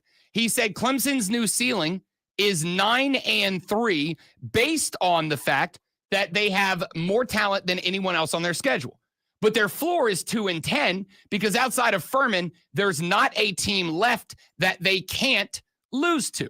Now, that's a pretty big window there between we can win every game left on the schedule and have a 9-3 season, and we could lose every game on the schedule with the exception of Furman and end up 2-10 when it is all said and done. I would like to try to close that window just a little bit. Now, doing that based on what we've seen on TV, doing that based on what we've seen on tape from these teams, and obviously hard to predict what is going to happen on November 14th when you play Louisville, but based on what we have seen so far, I've got a couple of thoughts about where this team may end up finishing up at. I think you beat North Carolina. I think you beat Boston College. I think even if you play as, yes, I'll utilize the word, as poorly as you played against Syracuse and against Georgia Tech, North Carolina is a disaster right now. So disastrous that this is a spot ordinarily where I think for a lot of teams, I would say, okay, Bill Belichick's getting absolutely busted up on right now. This team is being laughed at right now for how bad it is. Like the guys on College Football Final on ESPN, I was watching it Saturday night before I went to Betty Bye, and one of them, I can't remember who, I think it was EJ Manuel, asked the host guy, whose name I can't remember off the top of my head, have you seen North Carolina play? And the guy went, I mean, I've seen them try. Like, it's rough. They're getting beat up. So I said, if you're North Carolina and you're getting laughed at quite literally on the sports channel outlets right now, and your head coach, assuming that the boys have bought into Bill Belichick, which, to be honest with you, I don't think they have. I don't think they have bought into Bill Belichick. I think it could very much be a case of, yeah, like we knew you were good back in the day, but the guys that were on this team, they weren't alive when Hoodie won the first Super Bowl, right? So, like, it's been a minute. So, with that being said, I would ordinarily say North Carolina's a bounce back. Go beat the hell out of the Tar Heels. Find yourselves a little bit. Or that is what I'm going to say, I think happens. This is a spot I would love to say this is a prove yourself game if you're North Carolina. Not only do you feel like you need to get it right, but you also look and you go, yo, if Georgia Tech and Syracuse can do it, we can do it too. I don't think they can. I like that as a win. I like Boston College as a win. This is a BC team that just kind of is what it is. They're 1-2 with a loss to Stanford on the season. Like, beat that team. But then we get into the part of the season that is very interesting. And this is where I ask for ceiling and floor, because the floor for this team is you come up against an SMU team that is not what they were last year. And that's because they lost their entire running back core. A SMU team that is 2-2, but their losses came as a 3-point loss to Baylor, not a bad football team, and a 11-point loss to TCU, a good football team. I told you that one last week. Like, this TCU team is a good team. They got a great quarterback down there. Do I think you could lose to SMU? If you play like you did against Syracuse, yes. If you play like you did against Georgia Tech, yes. So let's say 2-1. Duke, again, I think we know what Duke is at 2-2, but at the same time, they put up 45 against NC State, and they looked like a better football team. Did Duke find something? And you would have told me that's not a losable game? Did you not lose to Duke 2 years ago? It was that loss to Duke a couple of years ago, granted at Duke, and this one is at home, but that loss against Duke, I very much remember, was kind of a trigger for the conversation that a lot of people didn't want to have at the time of, are we seeing in real time the beginning of the end of the Clemson Tigers. And a lot of people got real upset about that. Like, you lost to a Duke team that has a great coach and the best roster at the time. Now they have a better roster than that. So don't tell me they can't lose that game. Florida State. Again, I'm not saying Florida State is back. That win over Alabama, unlike LSU's win over Clemson, which looks like it's a worse win than we thought it was at the time, that win over Alabama looks progressively better. Now, Alabama has only played a couple of bad teams.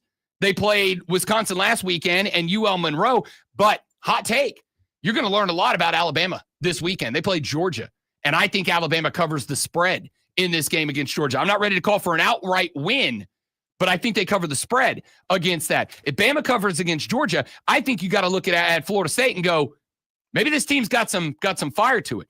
I think that's a loss at home. Then you're at Louisville. Again, this team is another one of those weird teams because with Miller Moss, they can go out there and hang 51-40, or they can go get into a 28-14 shootout with JMU. That would be James Madison University. But do they gel? Do they find the play calling that has kind of been a bit of a mystery so far for Jeff Brom and finding out what is Miller Moss's best game plan? I don't know. Then you got Furman. Then you're at South Carolina. And while I am obviously disappointed right now in South Carolina, I don't think it is unfair to say that this game, as it is a big-time rivalry game, this game is as much about vibes as it is anything else, right? Which team is playing better entering the game? Which team is clicking entering the game? Which of these two teams is going to be standing on the gas pedal when you play? Zoe, if we had to pick this game right now, if these two teams, South Carolina and Clemson, were playing this weekend, despite the disappointment I have seen out of South Carolina, I'd pick the Gamecocks this weekend. Not saying I will at the end of the year, but this weekend, I pick South Carolina. Well, obviously, Clemson fans out there, oh, yeah, of course Rob Brown's going to pick South Carolina. Well, they've beat you recently, like a season ago. And right now, for sure. And I doubt I changed my mind about it. Things would have to go horribly wrong. Yeah. And again, now I will give you one more addendum to that. If you ask me which of these two teams do I think I would bet on to be in a bowl game at the end of the year, the answer is Clemson. If you ask me which of these two teams do I have bigger belief? Is that because of schedule? That is a factor in it.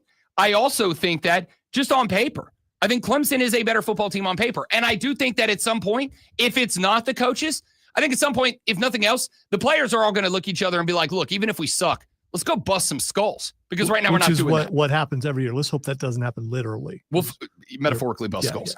Yeah. Right now, I'm going to say my expectation for this year for the Clemson Tigers is 7-5.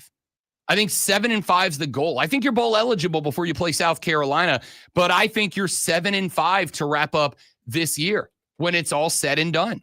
I look down, and we're going to do South Carolina coming up in the next segment of the show. We're also going to hand out your TMF-INR awards in the next hour of the show, but I'll lead with South Carolina, and then we'll do our college and pro TMF-INR awards in the next hour. Yeah, I just don't see why they should beat North Carolina. They should beat Boston College. They should beat SMU because SMU is not that great. They should beat Duke.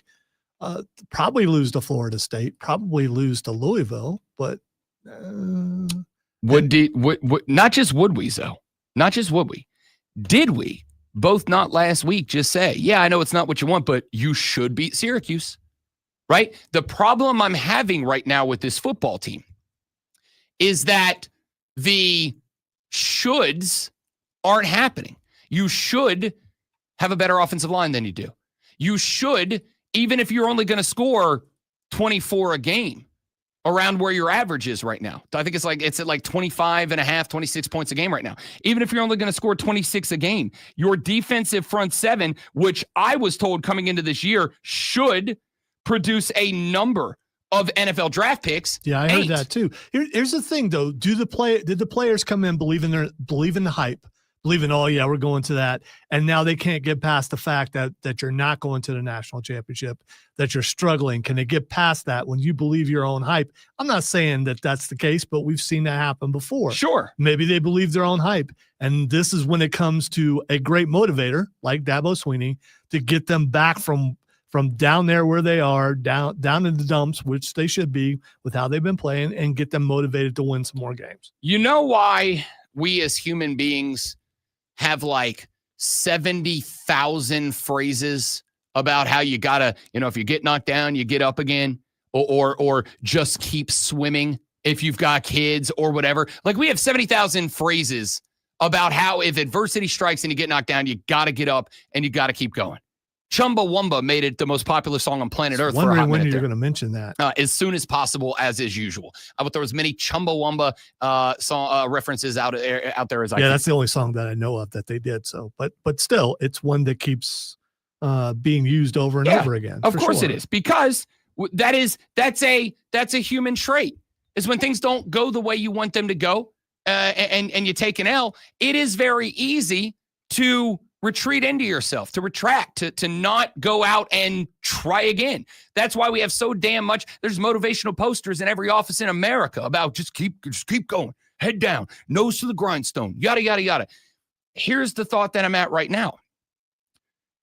There's one of two ways this team responds. And Dabo Swinney said they had a players-only meeting or a team-only meeting this week, and he said that it was a very emotional meeting, and that guys were in there stepping up and being leaders, and they were all trying to hold each other accountable. And that's all well and good. Why was he in a players only? Well, I don't know that it was players only. I said that, and that's the NFL catchphrase. I don't know. I believe it was a team-wide meeting. Okay, all right. But the point is, regardless of who was in that building, who was in that meeting or not, this is a spot where one of two things is going to happen. Either they are going to not follow the advice of Chumbawamba, and you're going to keep them down, and this team's going to come out and they're just going to be flat the rest of the year, in which case they could be a 6-6 or a 5-7 team.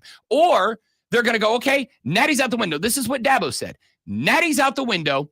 We got to set new goals now. And I think at this point, one of the new goals ought to be, let's just go beat the teams we're supposed to beat. Let's just go out physical them. Let's go out athlete them, and we will fall into our groove by doing that. And if that's the case, yeah, I think you're ripping 2-0 off the bye.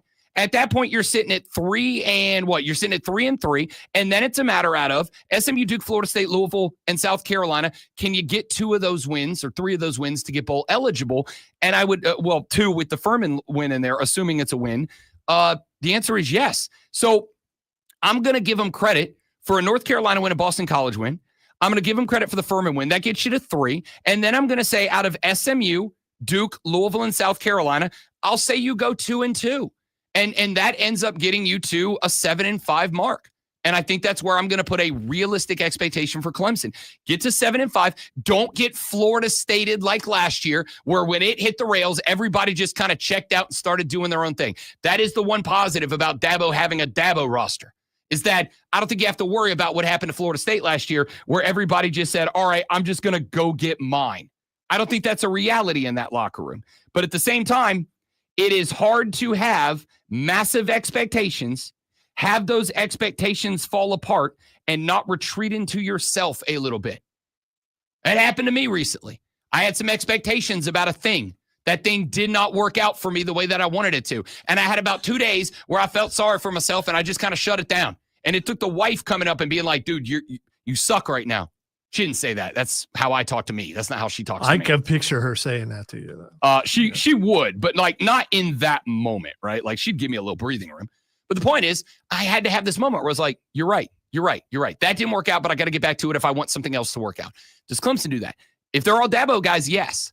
But I still think with the teams ahead of you, unless the coaching changes, like unless I see difference on the football field, I think your realistic ceiling floor at this point is 7-5 at this point. All right, we got a couple of y'all's responses that have come in on the text line. When we come back, we'll do South Carolina, realistic ceiling and floor. Then we'll hand out in the back half of the hour the TMFINR awards for this week. Then in the final hour, we'll do an audio blitz, and then whatever the hell you guys want to get to, including some NFL talk. All of that after Lonzo. The expectations for the Sports Flash? Excellence. Oh, boy. See what we can do. It's 10 straight wins for the Atlanta Braves after a 3-2 victory over the Nationals. Hurston Waldrop collected his 6th win. Atlanta's bat slowed down with just 6 hits, but 2 of those were home runs from Ronald Acuna Jr. and Michael Harris II. The final game of the 3-game series is today at 12:15. Second longest tenured coach in college football is out as Oklahoma State fired head coach Mike Gundy yesterday after a 1-2 start to the season. Gundy, who is a man, was in his 21st season leading the Cowboys. Only Kirk Ferentz, in charge of the Iowa Hawkeyes since 1999, has been in a locker room longer. Oklahoma quarterback John Mateer will miss at least a few weeks with a broken hand that will require surgery. Mateer sustained the injury in Saturday's 24-17 win over Auburn. Earlier in the week, Mateer became the Heisman odds leader, completing over 67% of his passes.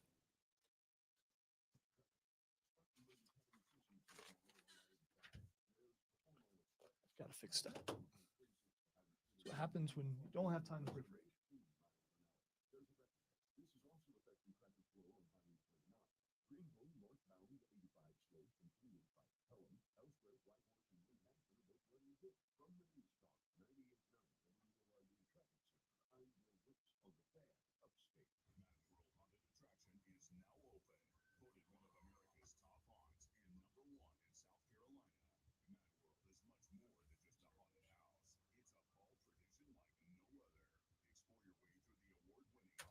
Fix that.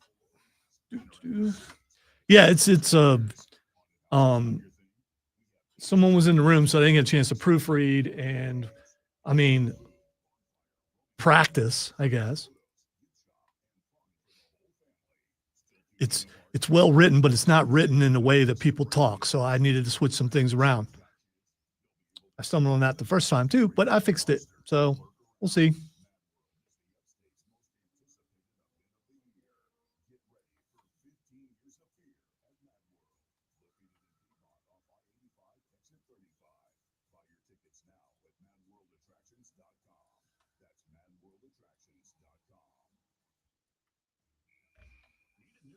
It's a hard thing to do, but when I write for other people, I try to write how they talk.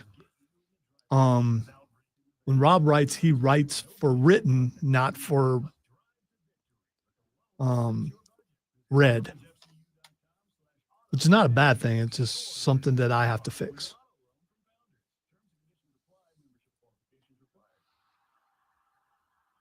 And it's a challenge, and I failed. But I'm going to get up, and I'm going to fix it.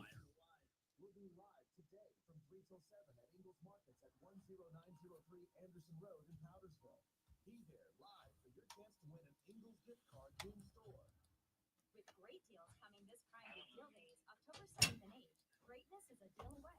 So if you love baking, you can get a deal on a new mixer, transforming you into the Lord of the Loaves. Hear ye, make way.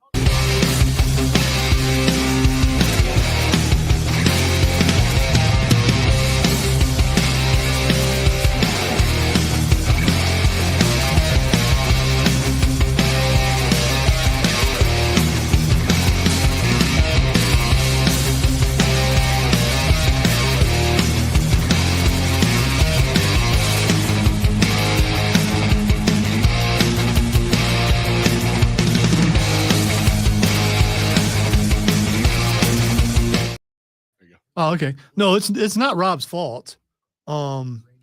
It's my fault for not fixing it. It's a challenge.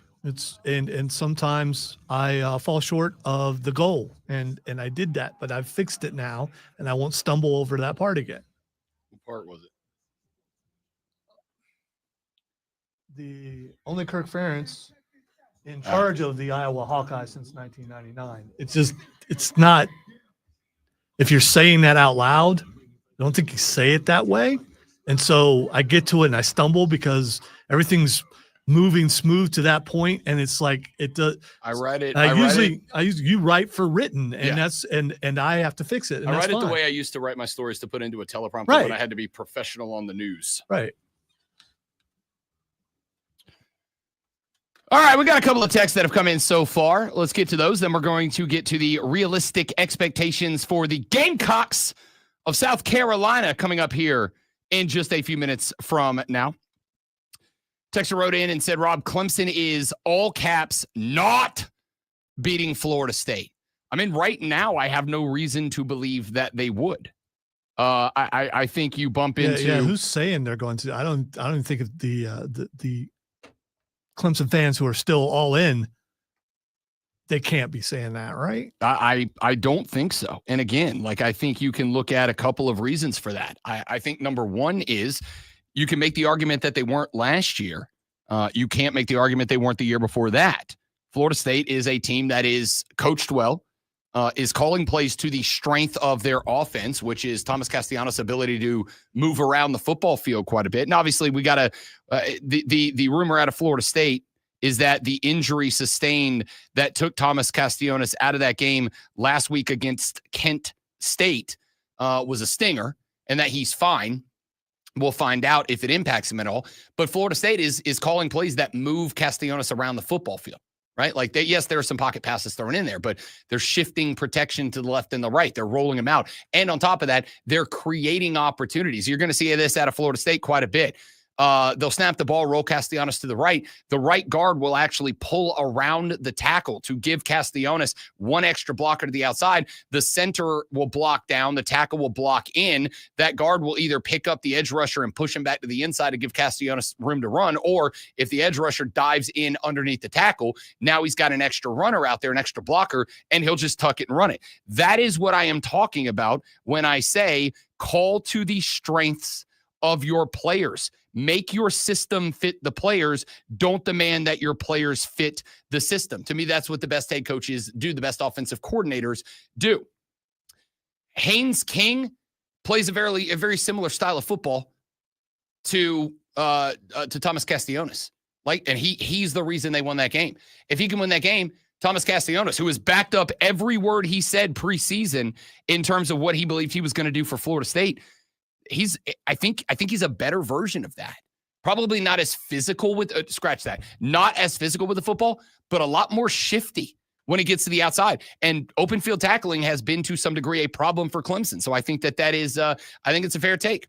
Hunt GPT text. He said Carolina's realistic ceiling 8-4 or 6-6 is the floor. Clemson ceiling 7-5, 4-8. As the floor. I don't really have a pushback. Like, ordinarily, when you guys send these in, I may push back against either your ceiling or your floor. Rarely both, rarely never. I don't have a problem with that, other than to say, I don't think Carolina can get to 8-4. I don't. If you're going to lose to Missouri, which is a good team, I think we do have to give them credit for being a better team than we expected coming into the year. If you're going to lose to Mizzou, unless John Mateer is out for that game, Oklahoma's getting you. I think we're going to learn a lot about Ole Miss this weekend. I think there's a very good chance Ole Miss covers the spread against LSU this weekend. Like, that's a tough back half. I don't know if 8-4. I would say the only difference, Hunt GPT, I would give you there. I think the ceiling for Carolina is 7-5. I think 6-6 is in play. I think the floor is probably 5-7. I think the floor is miss a bowl game for South Carolina this year. And talk about letting the air out of the room. 7-5, 4-8 for Clemson. I'm probably fine with both of those numbers. I think 4-8 feels like it would be time for some really awkward conversations at the end of the year, but we will see. Texas said, Rob, crazy thing about South Carolina is this is exactly how we started last year, so I don't think it's impossible to get to 8-4 or 9-3. I don't disagree with the start last year. And again, we also have talked about the fact that team last year coulda, shoulda, woulda beat LSU. You got that one robbed away from you. Coulda, shoulda, woulda beat Alabama. You shut your own genitalia in the door against Bama. That's a game you absolutely should have won. So, the difference is last year you could see the spark. Like, do we see a spark in this team right now? Like, outside of Akari Swain and his punt returns, which have kind of been the spark, if you're relying on our punt returner will pop one to take the lid off the place, that's a problem. That should be an added benefit, not the spark. I think you should also keep in mind that Lenore Sellers is coming back from a concussion, and it may take him a couple of games to get back into form. I mean, for the record, he threw the ball pretty well when he threw the ball this weekend. The problem I had was twofold. Like I've said 100 times, he's not a pocket passer, and you're trying to make him into one, and he's not making good decisions with the ball when he is. He's not making good decisions with the football. And if your quarterback is not a pocket passer and is making bad decisions with the football when you call pocket passes, and you don't change that, which again, I'm kind of at the point now where I go, what's on film? I very much hope that against Kentucky, we see Mike Shula open the playbook and start utilizing Lenoris as the weapon that he is. Why are we not going RPO? Why are we not rolling and shifting coverage like Florida State does for Castellanos? He's a better runner than that. Why are we not taking advantage of that? But it's been 4 games. And pretty much all 4 of them have been tight games. Why? And why am I to believe if you didn't do it in 2 winnable tight games against SEC teams that you're just going to suddenly start doing that? All right, we'll see how it goes. Michael in Simpsonville, Texas show said, Rob, get to the important question. How many times did you get up to pee last night? Me? Twice. Michael, I appreciate you being willing to put yourself in a position of vulnerability and share with the world, Michael. And the answer is once. I went and laid down at like 10 o'clock. I didn't fall asleep till like 11:30. I got up once about 2:30. And then I went right back to sleep for that extra, that another hour that I got. Not a bad night. Not a bad night. I'll throw myself in there too, even though he didn't ask, and mine was 2 also, Michael. So there you go. So we're tied. You don't win. Sorry. All right. Let's see. Morning. This is from Spartanburg J. He said, morning, y'all know me. I'm as big a Clemson fan as anyone. However, I took Cuse last week and might pick Duke this week. Their 17 points will help me get back to the top of the fan pick'em. Well, Clemson does not play if you're talking about, or unless you're talking about just Duke in their game. I don't even know off the top of my head who Duke has this weekend. Duke has Cuse coming up this week. Oh, that could be a fun game. That could be a fun game. Coach has got the boys buzzing right now. Okay, fair enough. He said those 17 points will help me get back to the top of the fan pick'em. We'll see, Jay. Texter said, is this the Dastardly Dan show? I was told to text in case of a damsel in distress to reach out to this number. Haha. It's another mustache joke. I get it. I get it. Yeah, you know what? I backed off because unfortunately he's made it sound like if we're going at least through November. So I just try not to make eye contact or not. I try not to look at the mustache. This is sometimes it catches me a little and I'm like, oh, and then I stop. This is the first year I get to actively participate in Movember, which I'm probably going to be honest with you. I've never done Movember before. I think I probably will here. That being said, the wife was home for one night. She said one night was not enough time to determine if she likes it or not. What she did tell me was, and she's absolutely correct about this because I took a picture last night to send to her of me and the dogs. The wrong angle with the stash, not a good vibe. I got to be very cognizant of the picture taking. Joey texts the show, and this is a text I'm all in with, Joey. He said, Mike Shula needs to dust off the 2015 Panthers playbook and run the same damn offense with Lenoris that he did with Cam Newton. Totally agree. I think that's exactly it. In fact, you know what I'm going to do today, Joey? You've just inspired me. You know what I'm going to do today when I get to the crib, call Joey? him up and tell him? No, I don't Okay. I don't have Mike's number. I may text Shane with that idea, buddy of the show, and see what he says. No, what I am going to do, I'm going to go watch a couple of 2015 Carolina Panthers games. I am. I'm going to watch 2 or 3 games. I'll watch them, highlights or whatever. I'm going to go back and watch that and kind of put is there similarity here? There's a theory going around from a lot of Carolina fans that Shula is running his dad's offense just to prove that these ideas, these concepts work. I don't know if that is true, but I can see why people have that thought. Sounds like a theory that people bring up when things aren't going well. I mean, yes. I mean, don't we always bring up theories when things are going poorly? But at the same time, it doesn't feel like it takes a friggin' genius to figure out what could not even change anything, but just what could be added to be better off. Or what could be not done to be better off. All right. I said I'd give you South Carolina's ceiling and floor here. I'm going to be real honest with you guys. The floor to me is 4-8. And I think it's very much in play right now. And here's why. I think you have to beat Kentucky. This was a game a couple of years ago that I thought was the baby rivalry of this team. They lost by a touchdown to Ole Miss. They did beat Toledo. It was a 1-score game. They did beat East Michigan. Not a good team. Beat them 48-23. It's just not a good Kentucky team. If you lose to Kentucky this weekend, and I mean this, if you lose to Kentucky, there's a world that you don't win another game.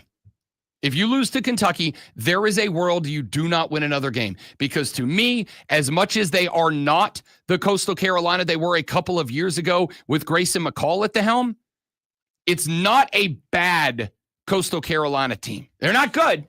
They ain't bad.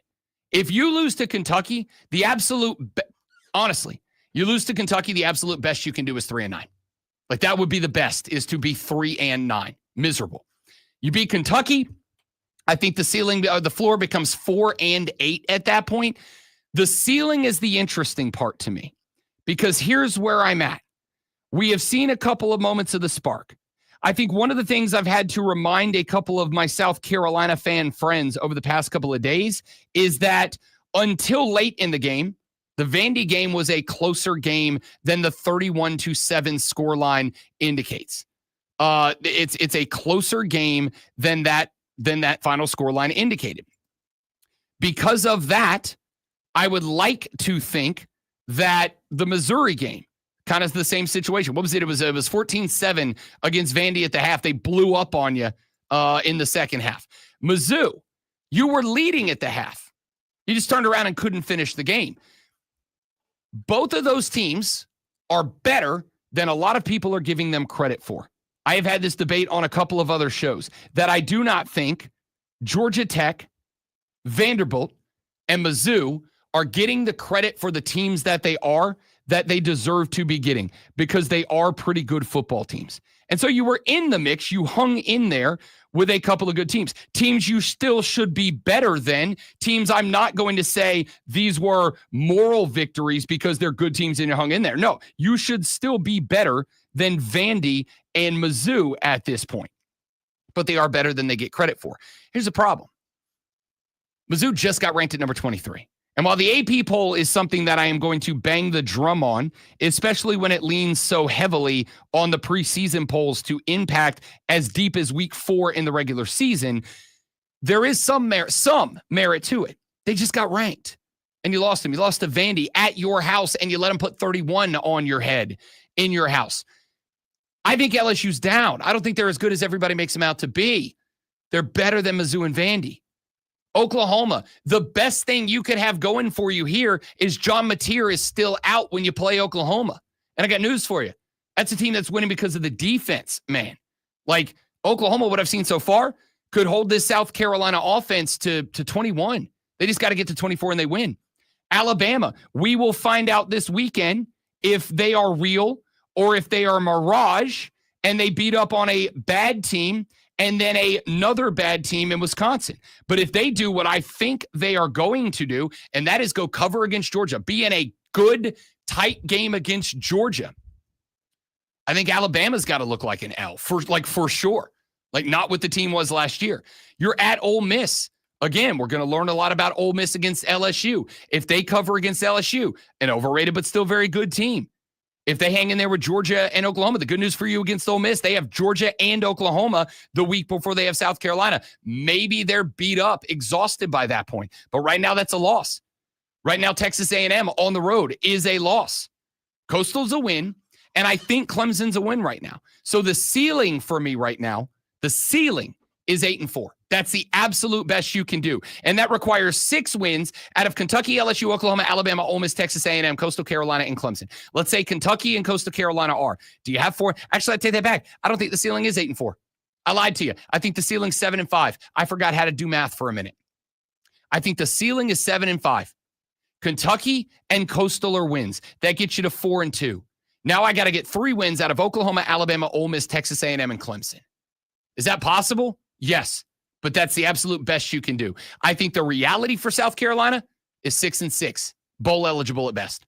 I think that's the reality of the ceiling. Kentucky and Coastal wins get you to 4, and then I think you can take 2 out of LSU, Oklahoma, Alabama, Ole Miss, Texas A&M, and Clemson. You'll have one of those in the SEC. One of those will be like a Olin Norris popped off. That's the Heisman finalist win. And then I think you can today reserve the right to change. I think you can beat Clemson.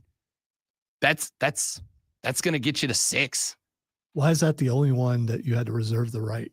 to change. Well, it's not. I reserve the right to change any game until we get to the week of the game. But as of right now, Sounded like appeasement. there is nothing yeah, about I know. LSU, Oklahoma, Alabama, Ole Miss, or Texas A&M that leads me to believe that between here and their game, pending catastrophic injury to an important player, that they won't be a better football team at the time they play South Carolina, unless South Carolina just sparks this weekend. But again, what have you put on tape? A win that it took you a while to get going against the Virginia Tech team that then turned around, went 1-2, and fired their head coach. A win against South Carolina, Carolina State. That was a game in the third quarter until Vakari Swain broke a couple open for you, and you were able to ride that to momentum. And then losses to Vanderbilt, who hung 31 on your head in your house, and a road loss to Mizzou where you beat yourself again. That's becoming kind of a problem. So I think for Clemson, I'm going to say Clemson 8-4 is the ceiling. I think realistic 7-5. I think an absolute floor for Clemson is 5-7. I think a realistic floor is 6-6. For South Carolina, take those same numbers, downshift them one. I think 7-5 is the absolute roof for South Carolina. I think 6-6 is more realistic. I think 4-8 is the floor for South Carolina. I think 5-7 is a little bit more realistic. I think South Carolina will be fighting Clemson for bowl eligibility. I think Clemson will be bowl eligible, but by a game, and will be fighting to be above 500 at the end of this year, a year where they entered with championship expectations. When we come back, ladies and gentlemen, it is time for America's favorite award show. It is time to hand out some That is not real. awards. We'll do college football next. We'll do the NFL to wrap up the hour. Audio Blitz and your calls in the final hour of the show here on the Rob Brown Show and the Fan Upstate. QC. All right, guys, quick live. We're back with your TMFINR. Stay right there for me.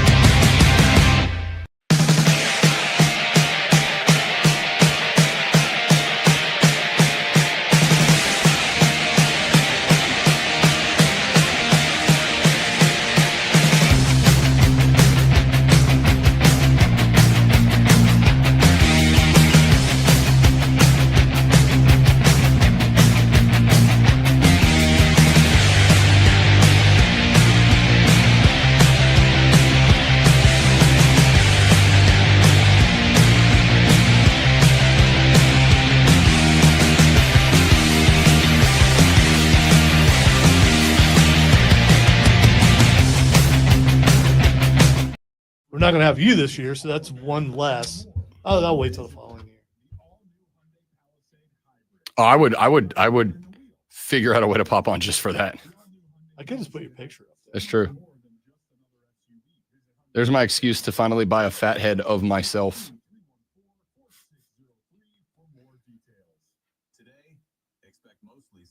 That's absolutely a douche move, right? To buy a self fat head.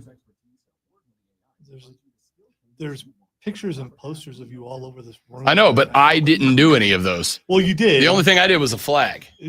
Yeah, that poster right there. Okay, well, that one's different. That has a message to The it. pictures that Very are up on the important screen, message. you made those. Well, you didn't make the pictures, but no, it's a marketing thing. Now, if you are not on radio or TV or something, and you just make one of yourself, although if someone made one of their grandpa, if all the grandkids, But that's not of yourself. made that, yeah, I think that would be kind of cool. Not that I need that, but still. Since I only have one grandkid.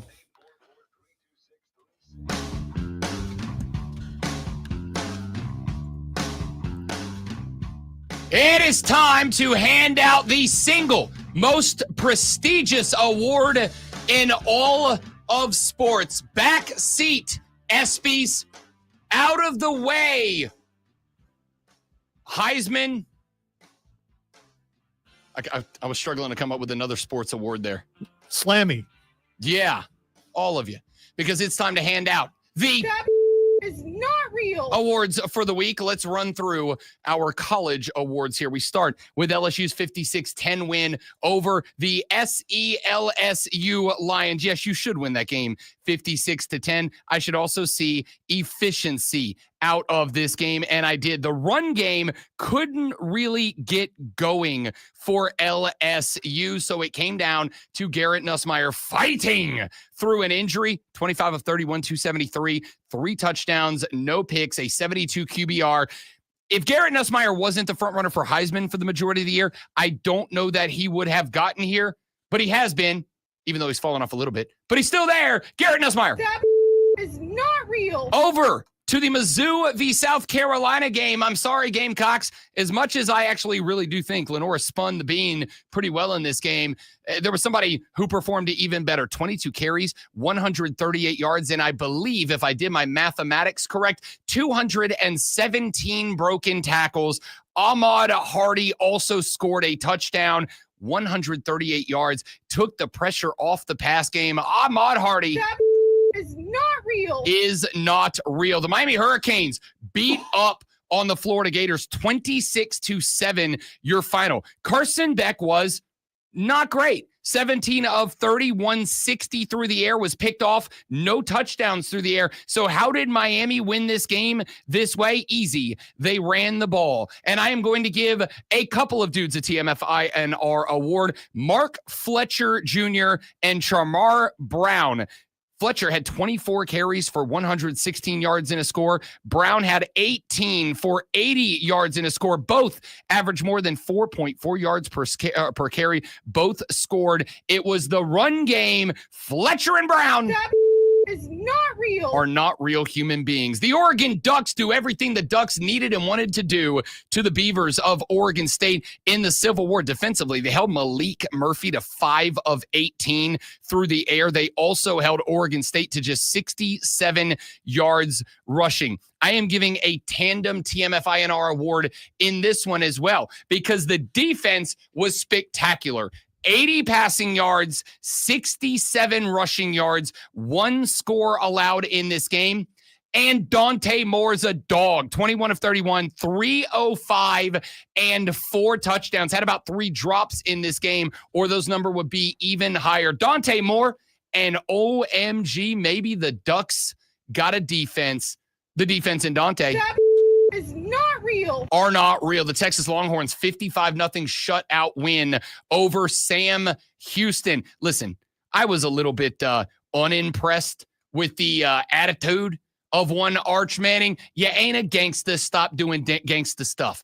That being said, he did go 18 of 21 for 309 passing yards and 3 touchdowns. He also ran in 2 more touchdowns, 5 tutties accounted for, 309 through the air, and only incomplete 3 times for the first time in 2025. Arch Manning That is not real. is not real. Indiana had the single most, without a doubt, impressive game of the weekend. They beat a top 10 Illinois Fighting Illini team 63-10 in this game. Kobe Martin was very good out of the backfield. 12 carries, 107 yards, and a pair of touchdowns. Kalon Black, 10 carries, 89 yards, and a touchdown. The run game was exceptional. They ran for 312 total yards. And yet, I am still giving the TMFINR award to Fernando Mendoza, the QB, for the Hoosiers. 21 of 23, 267 yards, and 5 touchdowns. This is one of those where the stats don't tell you what the game looked like. Do you know why they were able to rush for 312 yards? It's because Fernando Mendoza, when he dropped in the pocket, was a weapon.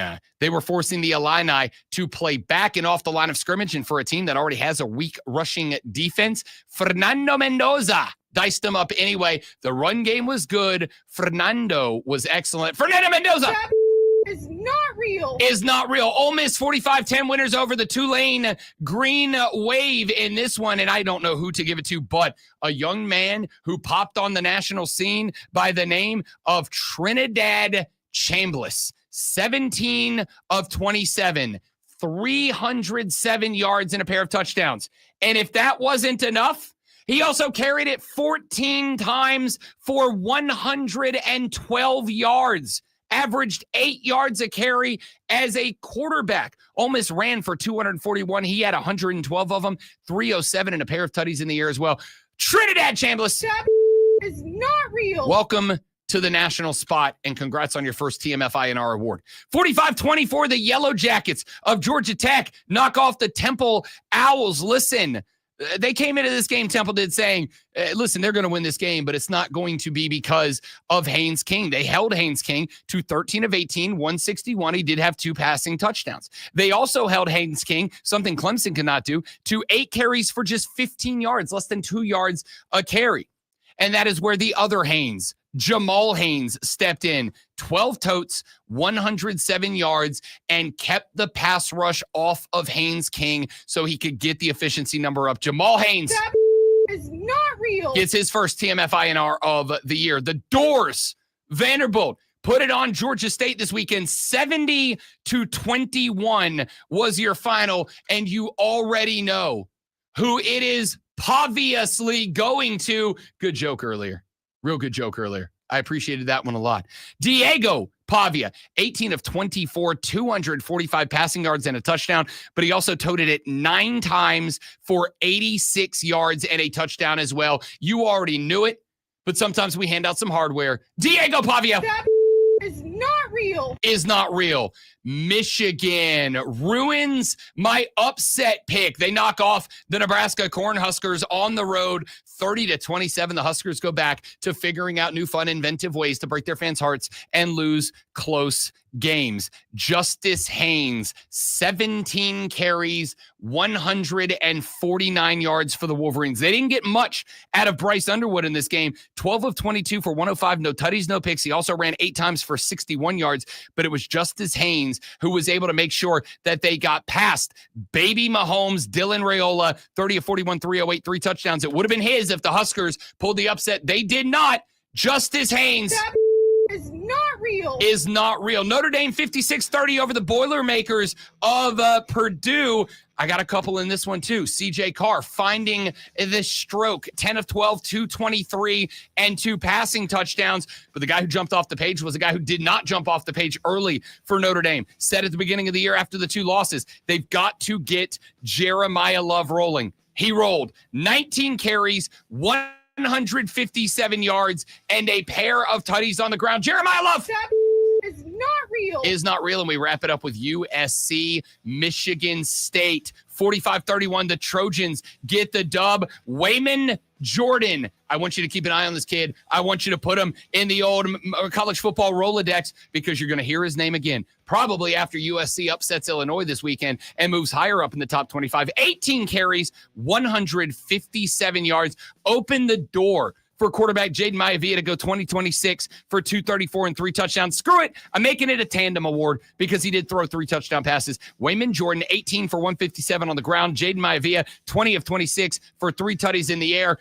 You two fellas That is not real. are not real. When we come back, we flip it to the professionals. We take it to the NFL. We hand out our NFL TMFINRs next on the Rob Brown Show in the Fan Upstate.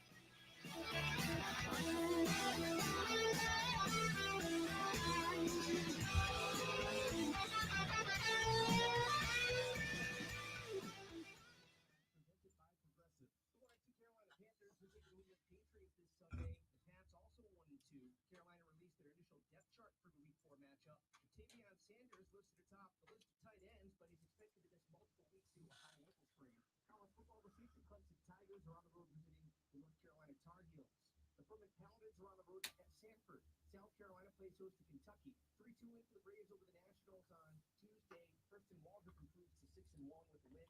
5 strikeouts over 6 innings. He allowed a run on 5 hits. 10 straight wins for the Braves, who've already been eliminated from playoff contention. Cool.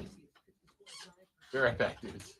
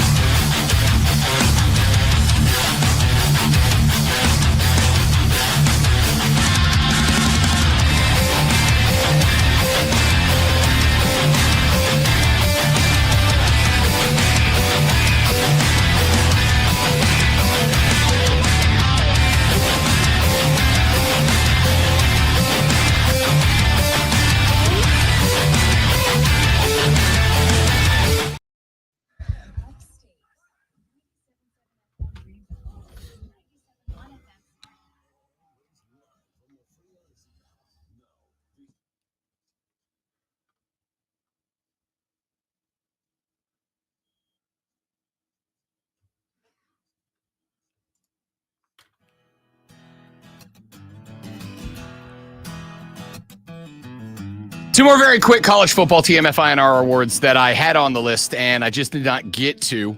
And I will knock them out very quickly. I will start with the 34-21 win of the Syracuse Orange. I think we've got to give it to Steve Angeli. 18 of 31, 244, 2 touchdowns, both of them fantastic throws.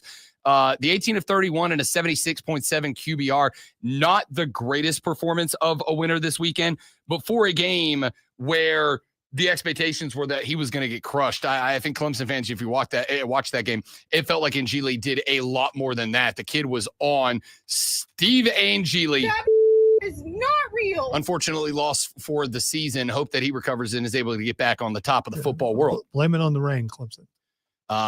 Blame it on something.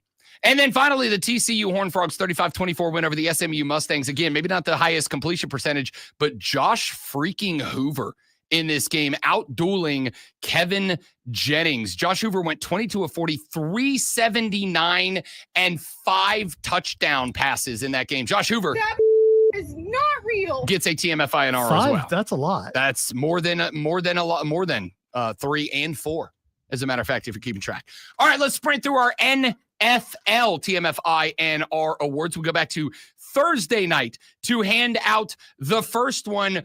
And you know who it belongs to when the Buffalo Bills play and the Buffalo Bills win. More often than not, it belongs to the only guy in football who has 4 first and 4 last names. Josh Allen, 22 of 28, 213 yards, and 3 touchdowns in the game. Now, James Cook tried to make it a competition, 19 totes, 108 yards, and a score. But, Josh, I mean, you put up 22 of 28, 213, and 3 tutties through the air. That is not real. Yeah, Josh Allen is not real. To the Browns-Packers game we go.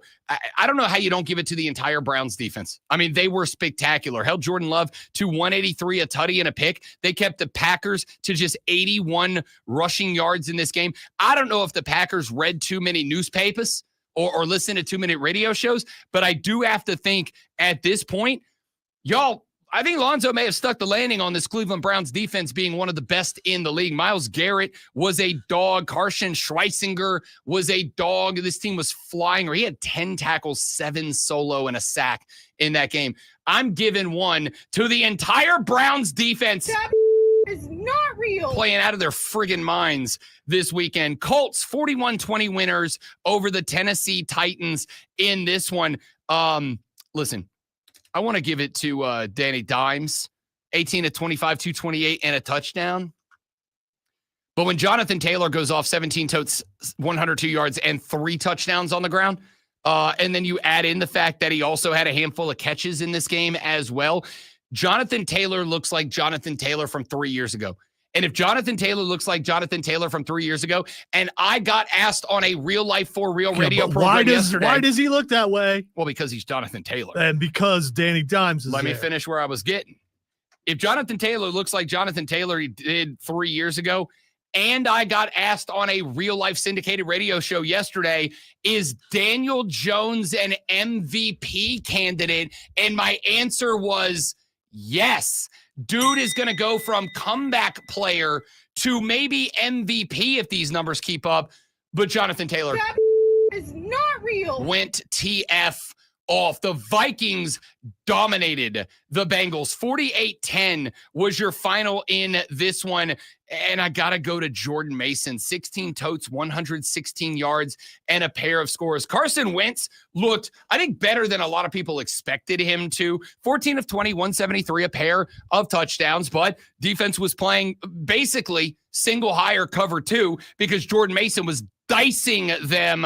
Jordan Mason That is not real. is not real. By the way, that's all Carson Wentz is supposed to do when he comes Yeah, in. I agree. He did his job, and he opened the door for Jordan Mason.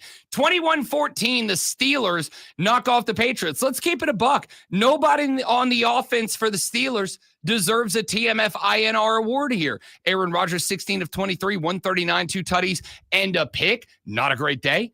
47 yards for the leading rusher, Jaylen Warren. Not a TMFINR award. You know who gets one? The Steelers defense. 5 turnovers in the game. Any defense who comes up with the ball 5 times, That is not real. the Steelers defense get a TMFINR. The Eagles knock off the Rams 33-26 in this one. And for the first time in the 2025 season, Jalen Hurts is catching an award. Saquon Barkley was not good in this game. 18 touches, 46 yards. Jalen Hurts, 21 of 32, 226, 3 touchdown passes. He also had 40 rushing yards in this game. I said coming in, if you stop Saquon and you make Jalen Hurts throw the football, you can beat the Eagles. Turns out, maybe not, dudes. Maybe Jalen Hurts does deserve a top 5 quarterback nomination. Jalen Hurts That is not real. gets his first TMFI Should've award of the year. Should have given it to their special teams. Special teams was very good too, but that game was won at that point. 29-27, the Buccaneers knock off the New York Football Jets in this one. Nothing truly special, but if you watch this game, you know that he was bakering everywhere. I was going to say baking, but that is like in place of cooking. But then I realized that doesn't really make sense unless you were going to say cooking. That's not what I'm disappointed about. Oh, I'm going to get to it. Okay. I'm going to get to it. 19 of 29, 233 and 1 touchdown. Not a lot of touchdowns because late in the game, after they put up 17 points in the second quarter, they didn't need big plays. They just needed to tick the clock down, and Baker Mayfield was excellent at that. 19 of 29, 233 and a touchdown, and a very, very efficient day handling the football.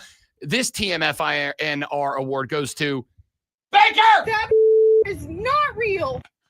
Told you. I was get there. I'm not letting the show gimmick die. 41-24, the Commanders knock off the Raiders in this one.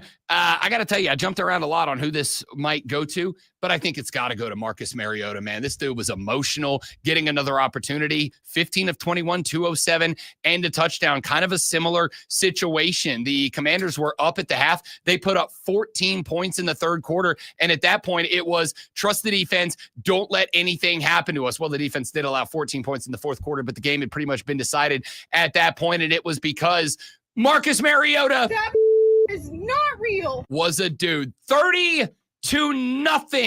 The Carolina Panthers blank the Atlanta Falcons. Now I'd like to give it to BY, but BY had the day we expect on a day the Panthers win. 16 of 24, 121, a couple of drops that prevented them from getting to probably 150. You'll take what you can get in that spot. Chuba Hubbard, pretty good day. 17 totes, 73 yards to average over 4 yards.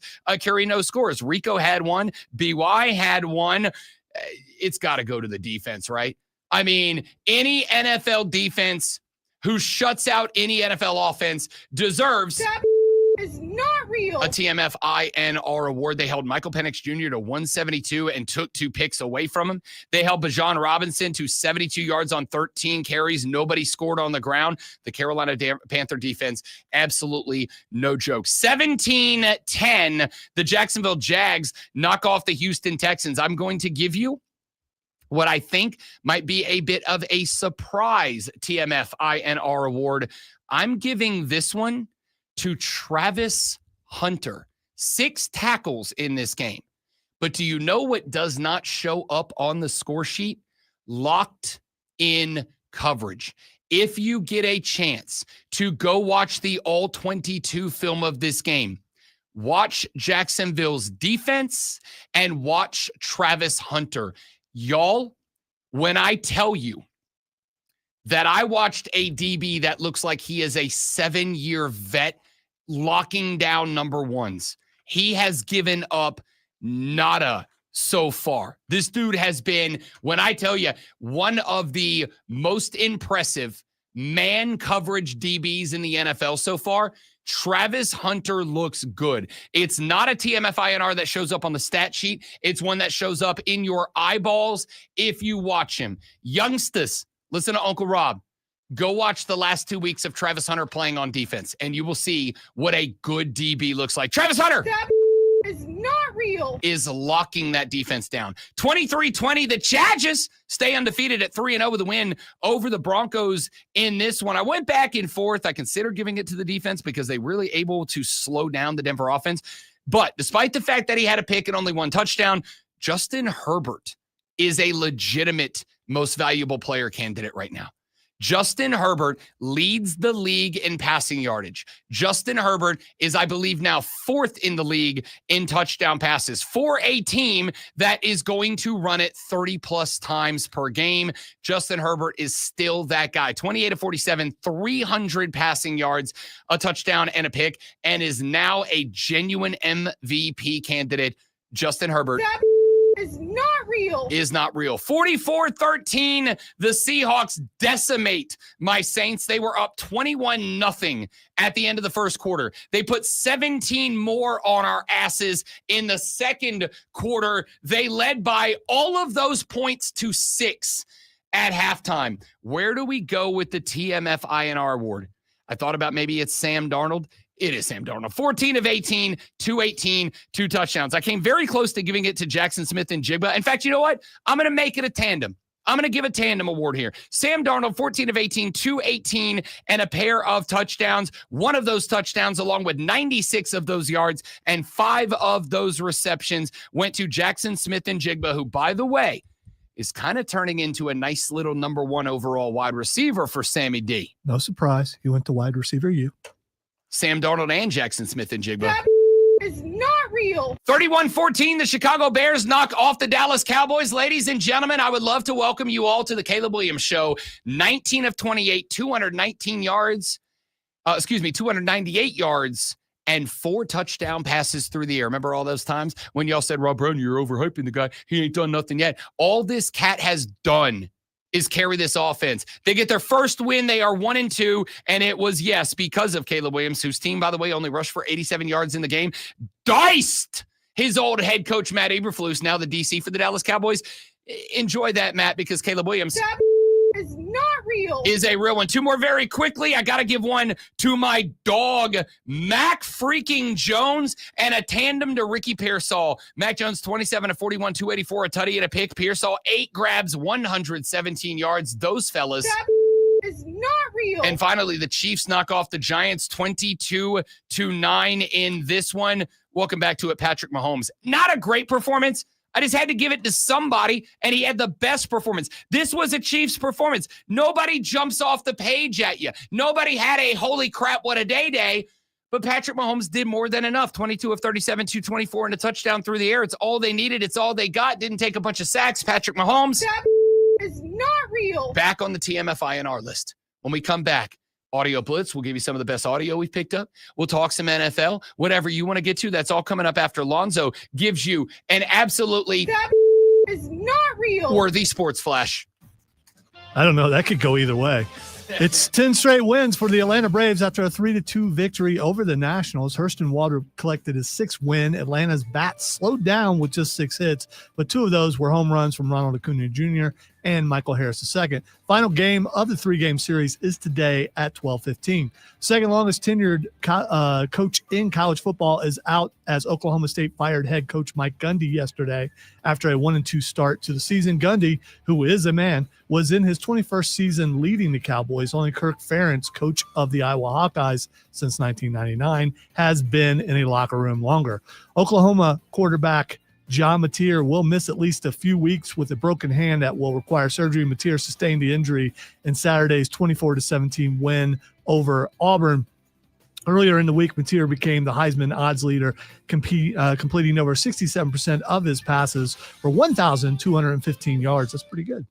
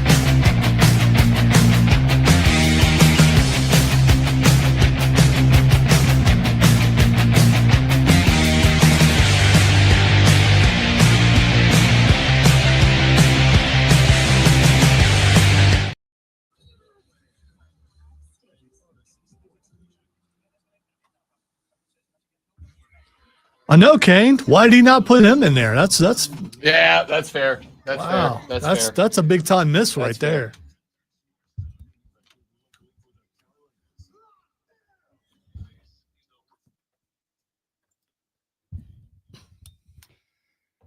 I have to correct a grave injustice done in the TMF INR awards. I didn't get to the Monday night game. I left the Monday night football game off. I'm going to hand out a tandem TMF INR award in this one as well. Jared Goff was fine. 20 of 28, 202 and a touchdown. Not a terrible day for Jared Goff. David Montgomery was a dog. 12 carries, 151 yards, and 2 touchdowns. Jahmyr Gibbs had 2 scores as well, but he had 67 yards on almost twice as many carries. So David Montgomery's there. But I think we also got to go with Aiden Hutchinson. Like Aiden Hutchinson was an absolute terror to Lamar Jackson. And I've pointed this out before. Lamar Jackson got sacked 7 times for 55 lost yards. If you can sack Lamar Jackson 7 times, you can sack any other quarterback in the league like 12. That's a ridiculous number. And part of the reason that happened was because Aiden Hutchinson was in Lamar Jackson's back pocket like all damn night, dude. He only had 2 tackles, both solo, 1 sack in the game. But another one where, to understand the value that Aiden Hutchinson added to that Detroit defense this past Monday night, you have to watch the game and you've got to know ball. And credit to Kane for chiming in and submitting. And by the way, just because I have not said it so far this season, the TMFINR awards are absolutely awards that you can submit nominees to. If you think there is a TMFINR award winner out there that we have not gotten to, submit them. And if I missed a dude, I will circle around and hand out a TMFINR award to that dude. I missed Hutch and I missed David Montgomery. That is not real. Who earn a 1 segment delayed my bad TMFINR award. Those guys were both fantastic. The run game opened everything up for Detroit. Hutch lived in the backfield of the Baltimore Ravens, and that is a big reason that they got it done as well. All right, let's get a couple of clips in here real quick. I don't have a ton of them, but I do have some that are very importante that I would like to get to. Raheem Morris, the head coach of the Atlanta Falcons. Atlanta got blown out by Carolina this weekend, 32-0. We talked about that yesterday on the show. Well, Kirk Cousins checked into the game late, and there started to be some questions because Michael Penix Jr. did not look good. Is this a panic move? Whatever. So Raheem Morris, speaking in his press conference on Monday, got asked about that. Why the decision to put Kirk in? The game was out of hand. You know, you move on, keep him out of harm's way, keep our guys out of harm's way, take a couple players out, way to take some of those wide outs out, way to get the young back in, get all those things going. The game's out of hand. They got us. Will you give Kirk a chance to compete this week? No. Will you give Kirk a chance to compete this week? No. One word, 2 letters. No. So you spend all that money on that guy, but you don't care about putting him in harm's way. That's just right. Yeah, that's just kind of messed up. It's not that we don't care about putting him in harm's way. If we care less about putting him in harm's way than we do Michael Penix Jr., who we believe is the future of the franchise. I know. Like, yeah, of course. So you paid a lot of money for a meat shield. Well, you paid a lot of money because you thought that Kirk Cousins was going to perform in a way that was going to justify keeping him on the roster for that much money as a starter, as I called when they signed him for 2 years to kind of be the tutor of sorts of Michael Penix Jr. But after the injury last year, which now we know at the end of the year, Kirk Cousins did not disclose to the Falcons how severe that injury was, and he did not submit it. And I get it. I'm not saying he was wrong for it. He may have been wrong about, lying to the team, which lying by omission to me is still lying. But he didn't want to lose his starting job permanently, and he believed that he would have, which, by the way, to his credit, he believed correctly he would have. No, Kirk Cousins is the backup quarterback, and there will not be a point this season unless Michael Penix Jr. either goes down or has like a 5-pick day that he's going to get that spot back. It's just not going to happen. Let's see. I got one more in here for you. I don't think I played this one earlier this week, but I'll revisit it even if I did. You alluded to it in the opening comments. Next week, more likely close to a top 10 matchup at LSU. It's at 2:30 again, just like this week. Is that a time you prefer when it's that same time as the week before? Or, I mean, what do you kind of feel like when it comes to that? I'm over that. I just know what it's going to be. I told the commissioners here today, we're going to play LSU. It's going to be day during there. And we're going to go down there and it's going to be at night. So we just know what it's going to be. So it is what it is. I'm sure we'll be at night at Georgia too. So you can just mark that one in. Hey, if you just set it up that way, you won't be upset when it happens because you won't start to think maybe it'll be different this time. Lane Kiffin and his Ole Miss running Rebels are hosting the LSU Tigers this weekend. That game is at 3:30 in the afternoon in Oxford, Mississippi. Well, Lane Kiffin is gently insinuating there is that some teams get preferential treatment even within the league. The SEC gets preferential treatment overall, and teams in the SEC get preferential treatment within the league. It's so shocking. I know. I just loved that he was doing his best to call it out without calling it out. And I do agree. Number one, because whether they're in Baton Rouge, Louisiana, Columbia, South Carolina, or Oxford, Mississippi, night games vibes are better. Night game vibes are better. All right, when it comes down to it, Lane, make your team better, then you can get preferential treatment too. Oh, and I would also agree with that. If Ole Miss can put together, and I think there's probably 3 games, and we're going to talk about this obviously tomorrow and Friday as we rapidly approach the football weekend. I think there's 3 games where there are some underdogs that genuinely have a chance to win the game. And after what I saw out of the young man, Trinidad Chambliss, that is running QB for Ole Miss right now, 300 some odd passing yards, 111 rushing yards, scored rushing and throwing. I think they have a genuine, legitimate chance to beat an LSU team that I've been saying for 2 weeks now I think might be overrated. I think they might be overrated. I think that there's a Brian Kelly family game coming somewhere down the line. And while Lane always kind of has some comments like this at some point for the dudes, if Lane Kiffin has his boys ready to go, and if Chambliss is able to fly around the field a little bit, I think Ole Miss can win this game. By the way, if you didn't see this thing, and this was fun, Lane Kiffin's daughter, her name is Landry. And I'm going to say this with all due respect to Lane Kiffin. She's a smoke show. She is a smoke show. Why is that all due respect? Well, because I'm talking about a man's daughter. Okay. You know? Okay. Like, it's one thing to say that lady is very pretty. It's another thing to go, yo, boy, yo, you know what I mean? Like that, and that's about a man's daughter, right? Like, I would say that about my wife, but not to her dad. Every woman is someone's daughter. I agree, but I wouldn't say it to the dad, right? And this may or may not end up in Lane's ears. I'd rather not take the shot. With all due respect, his daughter's a very pretty young lady, and also dropped on the Instagram this week that she is now booed up with LSU star linebacker Whit Weeks. That means she's dating people. Is booed? I feel like booed up is. I thought that. I figured. Yeah, I thought boo was kind of a common one. That could very easily throw in another letter in there, be something else, and it was just. I mean, they're dangerous words for you specifically. She is booed up with LSU linebacker Will Weeks. They announced that on social media earlier this week. To which, of course, everybody was saying, "Hey, nice job, Will. Good job, young William. Good pull." And giving Lane Kiffin crap that his smoke show of a daughter is dating a bad guy the week they're playing the bad guy. Lane Kiffin, under one of the gambling websites that brought that story to our attention, put as a response to it, and I quote, "Take the over," end quote. Like, that's fantastic. Like, I appreciate him just going, yeah, she's a grown-ass adult. I'll make the joke, and then we'll move on. That's good stuff.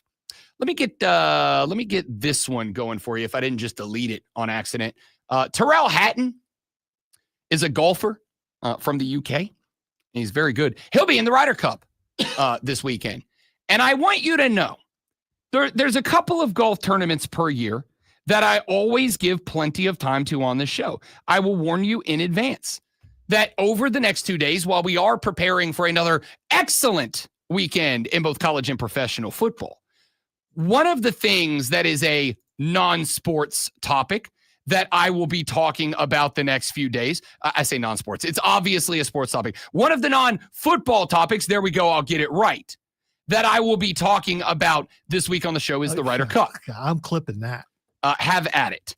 I never said what I was going to say. I'll say it now. One of the non-football topics that I will be talking about this week is indeed the Ryder Cup. I love the Ryder Cup. I am jacked about the Ryder Cup. It's going to be a great event. Team USA, slight favorite over Team Europe to claim the Ryder Cup. I'm all in. And one of the reasons that I love it is while there are plenty of tournaments that it is very obvious that the fellows are out there doing a job, making some money, playing a sport that they just happen to be very good at. The Ryder Cup is special because the Ryder Cup is an event that it is very obvious, whether it is for the red, white, and blue, or whether it is for the other team, Team Europe. The boys want to win. Team USA announced yesterday that every golfer would be donating their entire Ryder Cup stipend to charity because they want the focus to be on the golf tournament. I'm all in. Well, one of the guys that I'm really interested in seeing playing for Team Europe is Tyrrell Hatton. Tyrrell Hatton found out just a few weeks ago that he was going to be on the Ryder Cup. And when he did, he was out celebrating with another young man on the event. And he told a story that reminds me to remind you that while it is a snooty nose up in the air game, golf can be a party. That was obviously a very nice phone call to receive. And I was I was over the moon, to be honest. And then also John had just won the individual, so we had a bit of a tear up, and that was a messy night in the end. Sign of things to come, maybe, Beth Page. I do not want to feel that bad the next day. That was aggressive. I won't go into the details of what state that I woke up to, but where did you wake up? Well, if you want to know, I'll tell you. When I did actually get back into the room, I fell across the bed sideways and face down in that position. And then I've woken myself up throwing up in that position. I've then fallen back asleep in that position. And then as I've woken up, I've got like sick all down my arms, both sides, all down my shirt. I get off the bed, like walk around to the bathroom, look in the mirror, I'm like, oh my God, I've got sick in my face, in my beard. How I set an alarm to make the flight for the few hours time, I don't know. But yeah, then waking up in a slightly more sober state was horrendous, and having to clean up that. I mean, I ended up calling Emily. I was like, I don't know what to do. I mean, I was rushing to make the room somewhat acceptable before leaving. I ended up stripping the bed, leaving some cash and a note saying I was really sorry. I was sick on the bed in the night. Please throw in the trash. But I feel like I did the right thing upon leaving, but I was in a pretty bad state. Rager. Tyrrell Hatton is a rager. I'm here for it. I'm here for the dude that just owns it. He's like, yep, I went a little hard in the paint. I may have imbibed a little bit too much, but you know what I did? I made it right. I left some extra cash in the room. I cleaned up my own mess. I'm a good guy, but also I love to throw down. I'm telling you, golf is as good as golf has been since Tiger's in his prime. How did he clean up his own mess? I mean, where did he? I believe the answer to that is the best he could. Okay, so did he clean the sheets? Did he throw them away? I think in that moment, what you do is you ball them up, you put them in the corner, you leave a little note that's like, do not unroll this until it's going in your big ass industrial washing machine. All right. I think you wipe everything down the best you can. I think you leave $100 on the dresser and go, that's absolutely my bad, y'all. And then you roll on to the golf tournament. That's just as bad as being in there and breaking the TV and all that kind of stuff that supposedly rock and roll guys do. Leaving that on the. I don't think it's as bad as mainstream property damage. I think my man went out, won a golf tournament, was hanging out with John Rahm. It would be for you if you were the one who went in there and had to clean that room. I mean, again, that's what I'm saying. You leave a hundy on the dresser with a note that says, "My bad, I cleaned it up the best that I could. I know you're still going to have to do some, so here's $100. Like, sorry and appreciate you." I don't know. Here's the point that I'm making here is not to get into the correct and proper etiquette. The correct and proper etiquette of what to do when you are a disaster in a hotel room. The point that I am making here is that golf's got dudes in it right now. Like, golf has dudes in it right now. If you want classic, old school, kind of boring, quiet golfers, you got Scotty Scheffler. If you like a little personality up in it, you got Bryson DeChambeau. If you want kind of that younger new age vibe, you got a bunch of up and comers like Ben Griffin and Bryson DeChambeau. If you want somebody who's just like, yeah, golf's what I do, but I also party hard, everybody party hard. If you want a walking Andrew WK song that also plays golf, you got Terrell Hatton.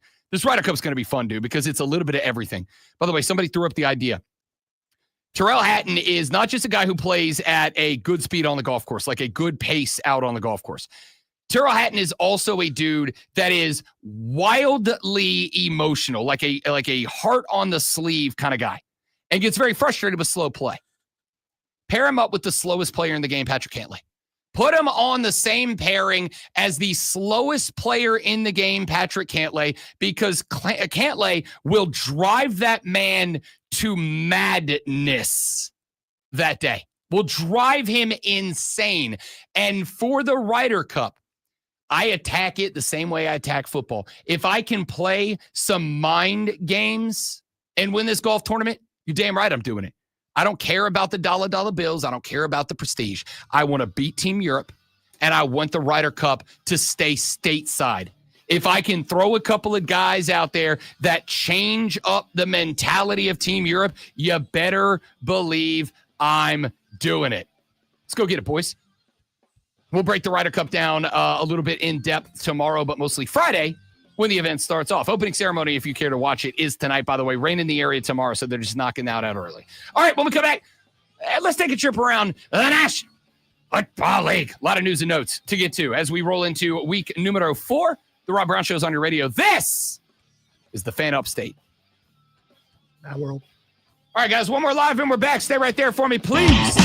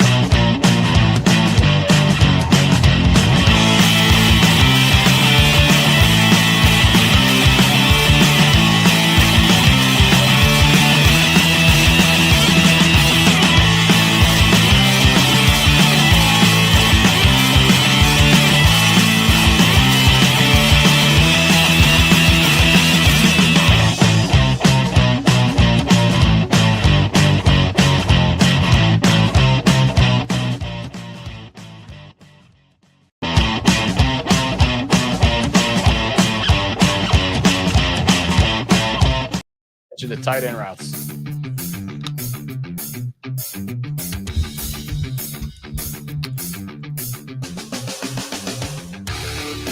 I got asked yesterday on a legitimate, real-life, nationally syndicated radio program, is Danny Dimes a legitimate MVP candidate this year? I got asked that about Justin Herbert, too, and that would make sense. Justin Herbert is leading the league in passing yards right now. I think he's either 4th or 5th in touchdown passes right now. But I got asked, is Danny Dimes on that list at all?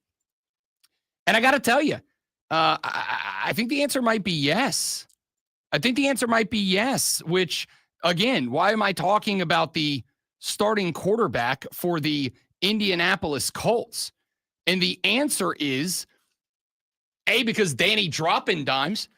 Danny Dimes right now has the 4th highest, 5th, well, technically 4th with a tie between Brock Purdy and Drake May, but has right now, in completion percentage, the 4th highest quarterback completion percentage in the National Football League right now. He has the 3rd highest yards, passing yards in the National Football League right now. He has the 3rd highest yards per game in the National Football League right now. In fact, the only spot that Danny Dimes finds himself dropping down the list to any degree is in passing touchdowns, where he's sitting around middle of the pack right now, sitting around number 20, so slightly below average. And for the record, the most right now, if you're keeping track, is Lamar with 9, Rodgers, Goff, and Williams. That would be Caleb, the one I told you don't give up on. The kid's got some stud to him. Mayfield and Herbert have 6. Stafford, Allen, and Love have 5, along with Tagovailoa, Bo Nix, and Drake May. 4 for Darnold, Murray, Mac Jones, Trevor Lawrence, Spencer Rattler, Bryce Young all have 4. And then it's Tyrod Taylor, Dak Prescott, Patrick Mahomes, Jake Browning, Danny Dimes, Jalen Hurts, Jaden Daniels with a trio. Like, even the ones that he's down the list on, and still is right around some names of previous NFL MVPs and NFL MVP contenders this year. So why am I bringing this up? Because to me, it is yet one more lay-in example of make sure that you are putting responsibility on the franchise to take care of the quarterback. Danny Dimes shows up in Indy. And the whole premise of getting him there was let him start or let him be a mentor for Anthony Richardson. If nothing else, here's what not to do kind of story. And what did he do? He supplanted Anthony Richardson. And I'm going to go ahead and say right now, looks like Anthony Richardson's played his last snaps as an Indianapolis Colt, in my opinion. Now, has he played his last snap in the NFL? I'm going to say yes, because while I am also using this as an example to tell you, hold the franchise responsible for the franchise quarterback as much as you hold the quarterback responsible for the franchise and franchise quarterback, I'd also point out there are some guys that you can look at and go, this dude just doesn't have it. This was my argument with Caleb Williams. This was my argument with Bryce Young. This was my argument with Baker Mayfield. This was my argument about plenty of quarterbacks, many of whom have gone on and started performing better. Because sometimes a good quarterback gets brought into a bullcrap situation and they are asked to make chicken salad out of chicken, as the old expression goes. And then sometimes you look and you go, oh, you fixed it, right? Now, Anthony Richardson, I don't think Anthony Richardson was in a bad spot with the Indianapolis Colts. I think they have themselves a good head coach in Shane Steichen. I know that the talk about him as the future kind of backed off a little bit because they were disappointing last year. But look at what the Colts are now. Because Anthony Richardson ain't the guy. And last year you were asking him to run with a couple of obviously backup for a reason backups. But Shane Steichen, he looked at Danny Dimes and he said, maybe the G-men should look in the mirror and should quote that legendary American poet and philosopher Taylor Swift and say, "It's me. Hi, I'm the problem. It's me." Maybe he's that guy. So they bring him in. He wins over the job. Danny Dimes is right there at the top of the list. I would like to also point you to Justin Herbert, who we talked about earlier in the show. Justin Herbert is an MVP candidate right now. He is solidly middle of the pack in completion percentage, but he's also leading the league right now in yardage through the air, 860 passing yards. He is tied for third for passing touchdowns. And in terms of rating and efficiency, he's inside the top 10 for both of them right now. He is a ratings guy sitting at number 7, by the way, right by Caleb Williams. And in terms of QBR, he's at number 8, right behind Jalen Hurts. So the point here is you didn't even have to switch the team for Caleb Williams or Justin Herbert. You just had to switch the way the franchise was operating. The Chargers said, this guy ain't the guy that's going to get Justin Herbert where we think he can go. So they made the switch. They went and got Jim Harbaugh. Harbaugh showed up. By the way, speaking of adapt what you want to do to what your players do best and you'll be best. Remember when Jim Harbaugh showed up?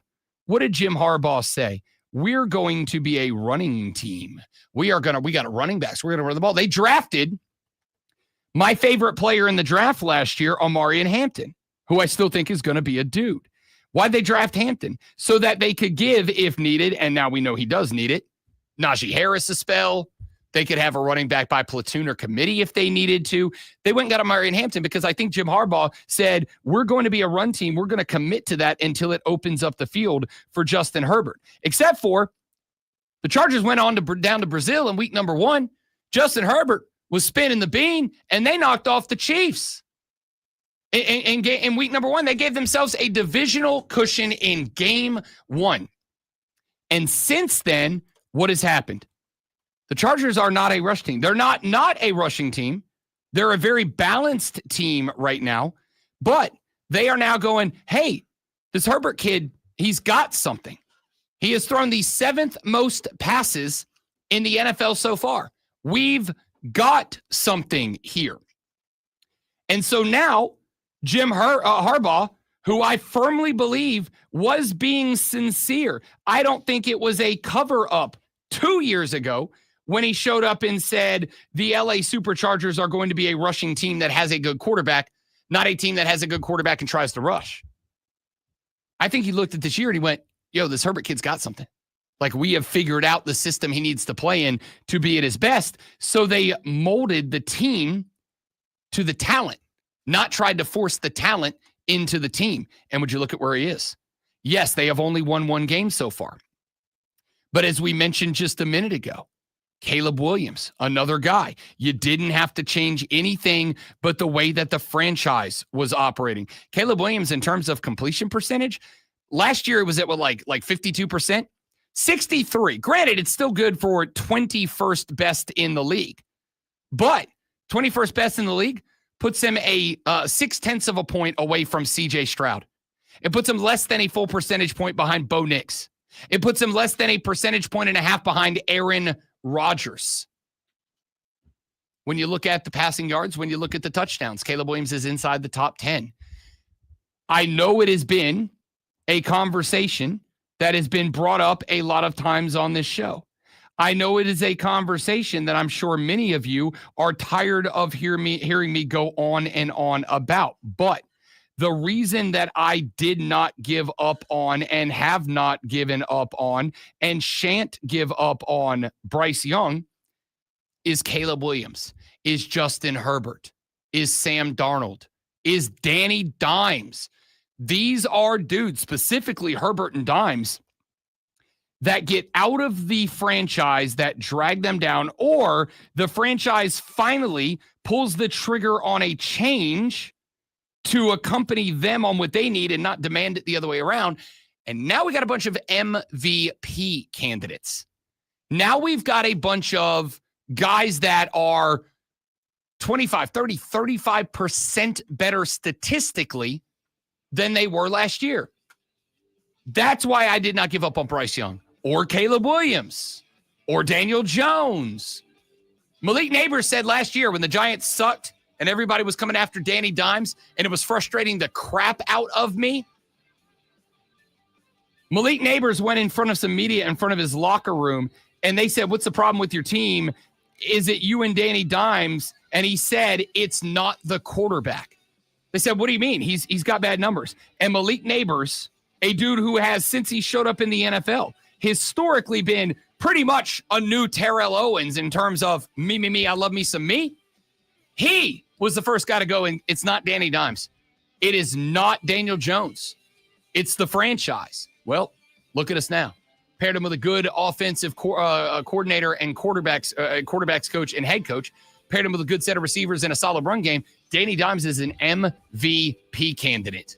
I don't know what to tell you. Indianapolis Jones, ladies and gentlemen. All right, what do you want to get to? Shoot me a text, 844-326-3663. You're in charge of the final segment of the Rob Brown Show in the Fan Upstate.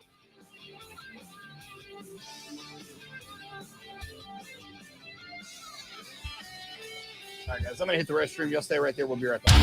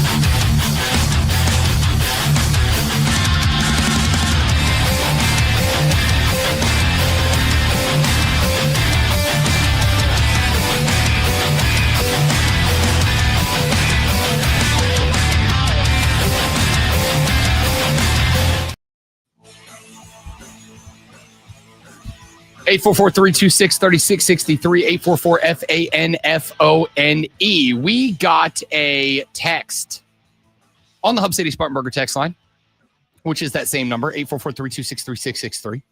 We got a text on that text number a few minutes ago that I would like to read and agree with publicly. Earlier in the show. Why are you using that cadence? We got the text. Because I just reread it and I'm like, I want to set this up in a way where it's got some impact and some power. So Okay, I'm talking all right. but thinking 3 sentences ahead. I apologize. It's all good. I'm going to go over here. We're in one room. Where are you going? This is a big room. You're I just could go. rolling I into a could go corner? over there. So I asked earlier in the show to do something that we ordinarily do in the preseason. And that is to set now with a disappointing year, which I think for both South Carolina and Clemson, we can go ahead and say no matter what happens the rest of the ride, it is disappointing. The only way that South Carolina season would not be disappointing is if they were to win out, which would put you in the playoff, but like not happening. Even if you played your best, I didn't think there was a chance you were running undefeated in the back half. Clemson, I mean, there is still technically a path to the ACC title game, championship, and a college football playoff berth. But you would need, for instance, Georgia Tech to lose 3 ACC games. You would have to go undefeated in the ACC. You would need them to lose 3. You would need Miami to lose a pair of them. Like it's a single digit probability that you make the ACC title game. And then you'd still have to win that against a good team. So I think it is fair to say the year is disappointing for both of those squads. The question that I asked earlier in the show was for you as fans to set a realistic ceiling and floor for the remainder of the year, taking into consideration where you are right now, not just records wise, but where your football team is right now, how you are playing, who you have played, how you have played against them, who you have left to play, where you have to play them, history against them, et cetera, et cetera. Factor in everything that will impact it and give me your honest ceiling and floor. So far, Clemson fans have largely rolled with 8-4 as the ceiling. Like the best we can do is 8-4. I think that is fair. I think it's 7-5, but it makes sense. You'd be slightly more optimistic than me. On the flip side, I have said the floor for Clemson is probably 5-7. I think that is really on the table right now. It's going to depend on SMU, Duke, Florida State, Louisville, and South Carolina. They could all beat you. They could all lose to you. It depends on how you run through that stretch. But I think the floor is you go from national championship hopeful to ineligible for a bowl game. For South Carolina, most of you as fans have said you believe that the ceiling right now is also 8-4. Possible, but I can't join you on that. I think your ceiling is 7-5. I think 6-6 is honestly more realistic. And I think even 6-6 is going to be a fight.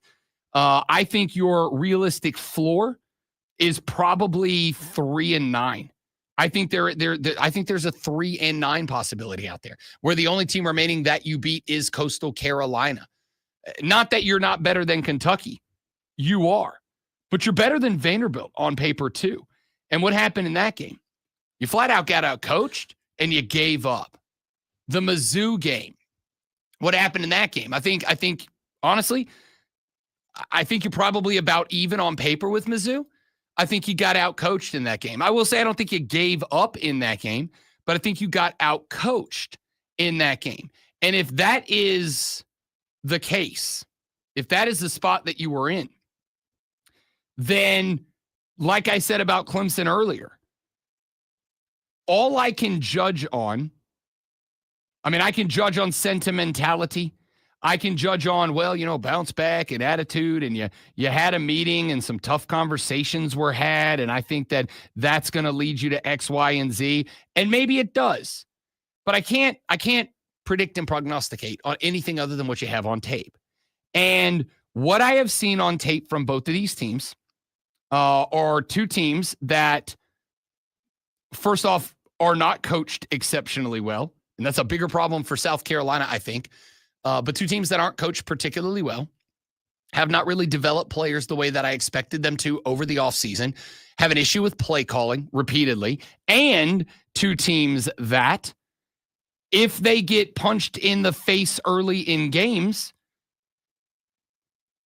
have to rely on something to give them a spark. South Carolina twice, Virginia Tech and South Carolina State, the two games you played, relied on a spark of a punt return from Vakari Swain. If you're a team that relies on your special teams, not to be good, but to give you that spark, I have real bad news. You're not a good football team. That's just kind of where you are. So, specifically about South Carolina, the text that I referenced that I wanted to bring up, because as I've said, if you ask me for the number one issue with these two teams, for South Carolina, the number one issue that I have with that team right now is I think you have an offensive coordinator that does the worst thing that I think an offensive coordinator or play calling head coach can do. And that is, we are going to run these plays the way they are run on this sheet. If it calls for a 5 and in, you run a 5 and in. If it calls for a 9 and out, you run a 9 and out. If it calls for you to be a get flat guy at the sticks, you get flat on the sticks. Versus, you know what? What's on this sheet is a good guideline. It's a good post. It's a good way to make sure everybody knows around where everybody's going to be.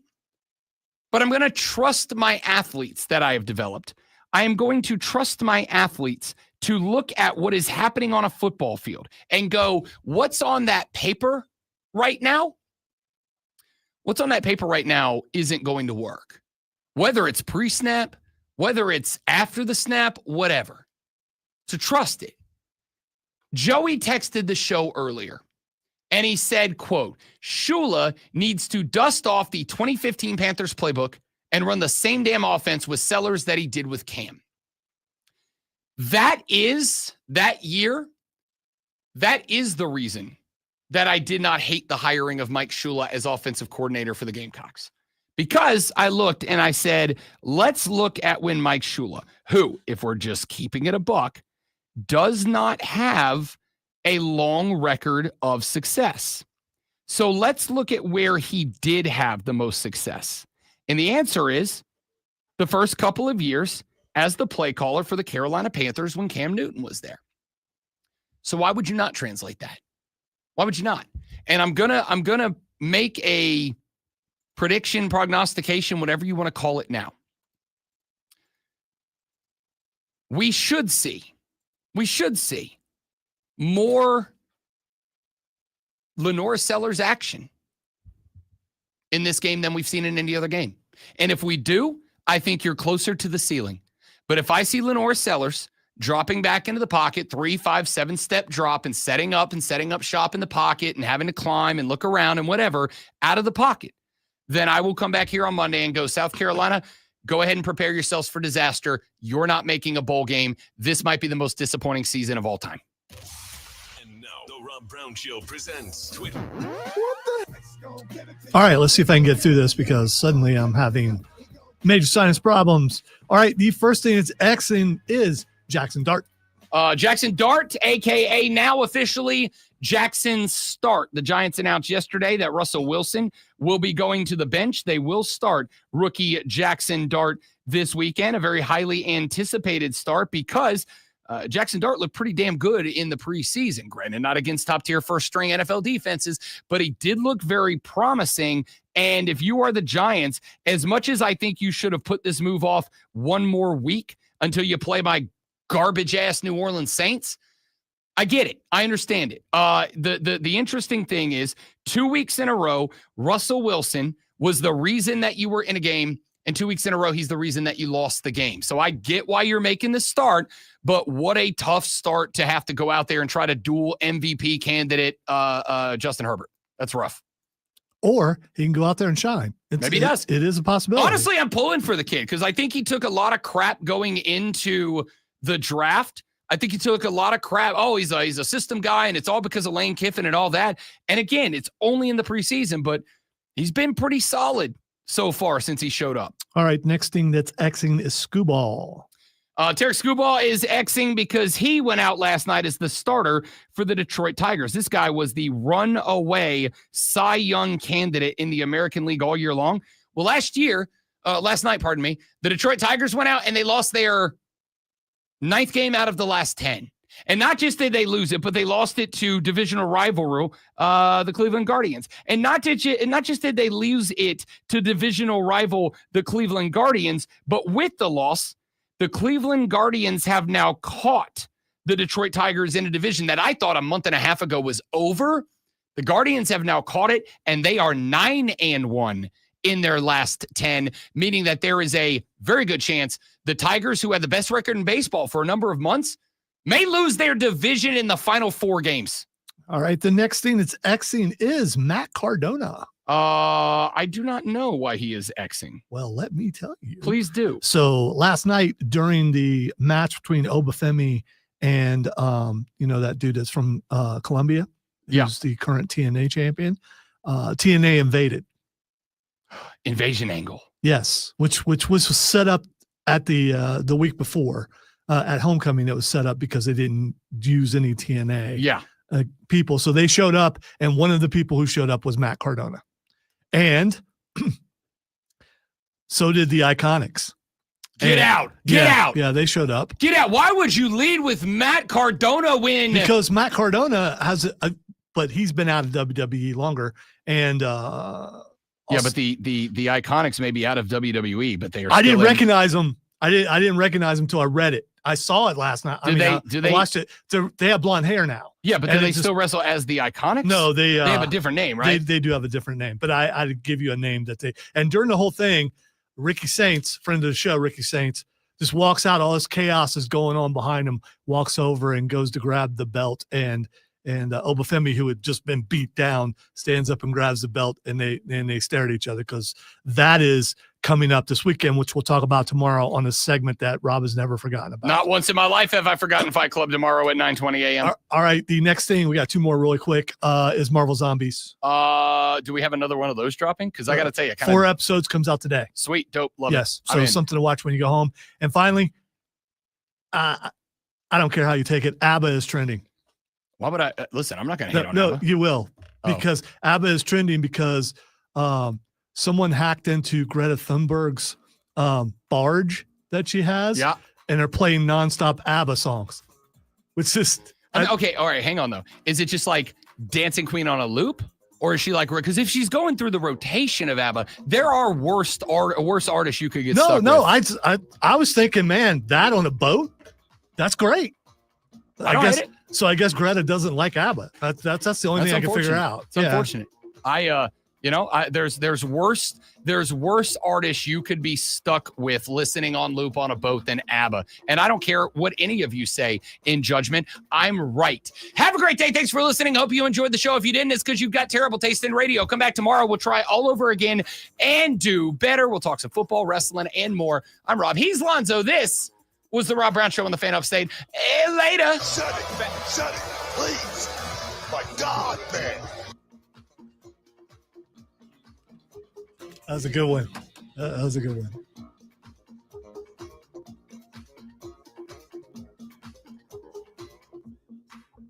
We did it, everybody. We did it again. It was a great shot right at the end, watching Ricky, because he just kind of strolls out there like nothing's going on, and there's chaos going all over behind in the camera shot. It was really good. And I'm like, we interviewed that guy. That's a cool dude. Buddy of the show. All right, guys. Got a jet. Sorry to do it again. Let's see some of the chat before I get up out of here. Braves are the Consolation World Series champs. No, they're not. They get nothing, James. I don't even give them fake consolation prizes. They get nothing. I am glad to see that they are carrying some momentum into next year, though. Like, I hope this is a faith-restoring effort for the guys who will be back next year, of which there will be a lot of them. I don't see Dabo's sermon getting players to play better. I don't think it's going to be anything Dabo says to the media or on a radio show. That's going to be a locker room. And I'll tell you this, I don't even think that's going to be Dabo challenging the team in the locker room. I think that's going to be the locker room challenging the locker room. That's going to be players looking around at each other and going like, we are not full throttle. And if we're not going to be full throttle, what the hell are we doing? I think that's fair. If he doesn't play, hashtag Jackson Fart will be trending. It will now. You may be an influencer, James. Hey, Rob, just FYI, Atlanta has the most historic wins back-to-back in the history of baseball. How's that make you feel? Goodbye, Steven. See you tomorrow. The Tigers just Metsed themselves. Yes, they did. The Metsing is the baseball version of Clemsoning, just so you're all aware. And if the Iconics are back, I'm watching NXT today. Today. Peyton Royce, who is not Peyton Royce anymore, but Peyton Royce, heart emoji. Peyton Royce, double heart. But I'll grow 2 more hands to do 2 heart emojis. That's it for us. You're amazing people. Tell your friends about us. We're trying to get rich, famous, and retired. Have a wonderful rest of your day. Goodbye.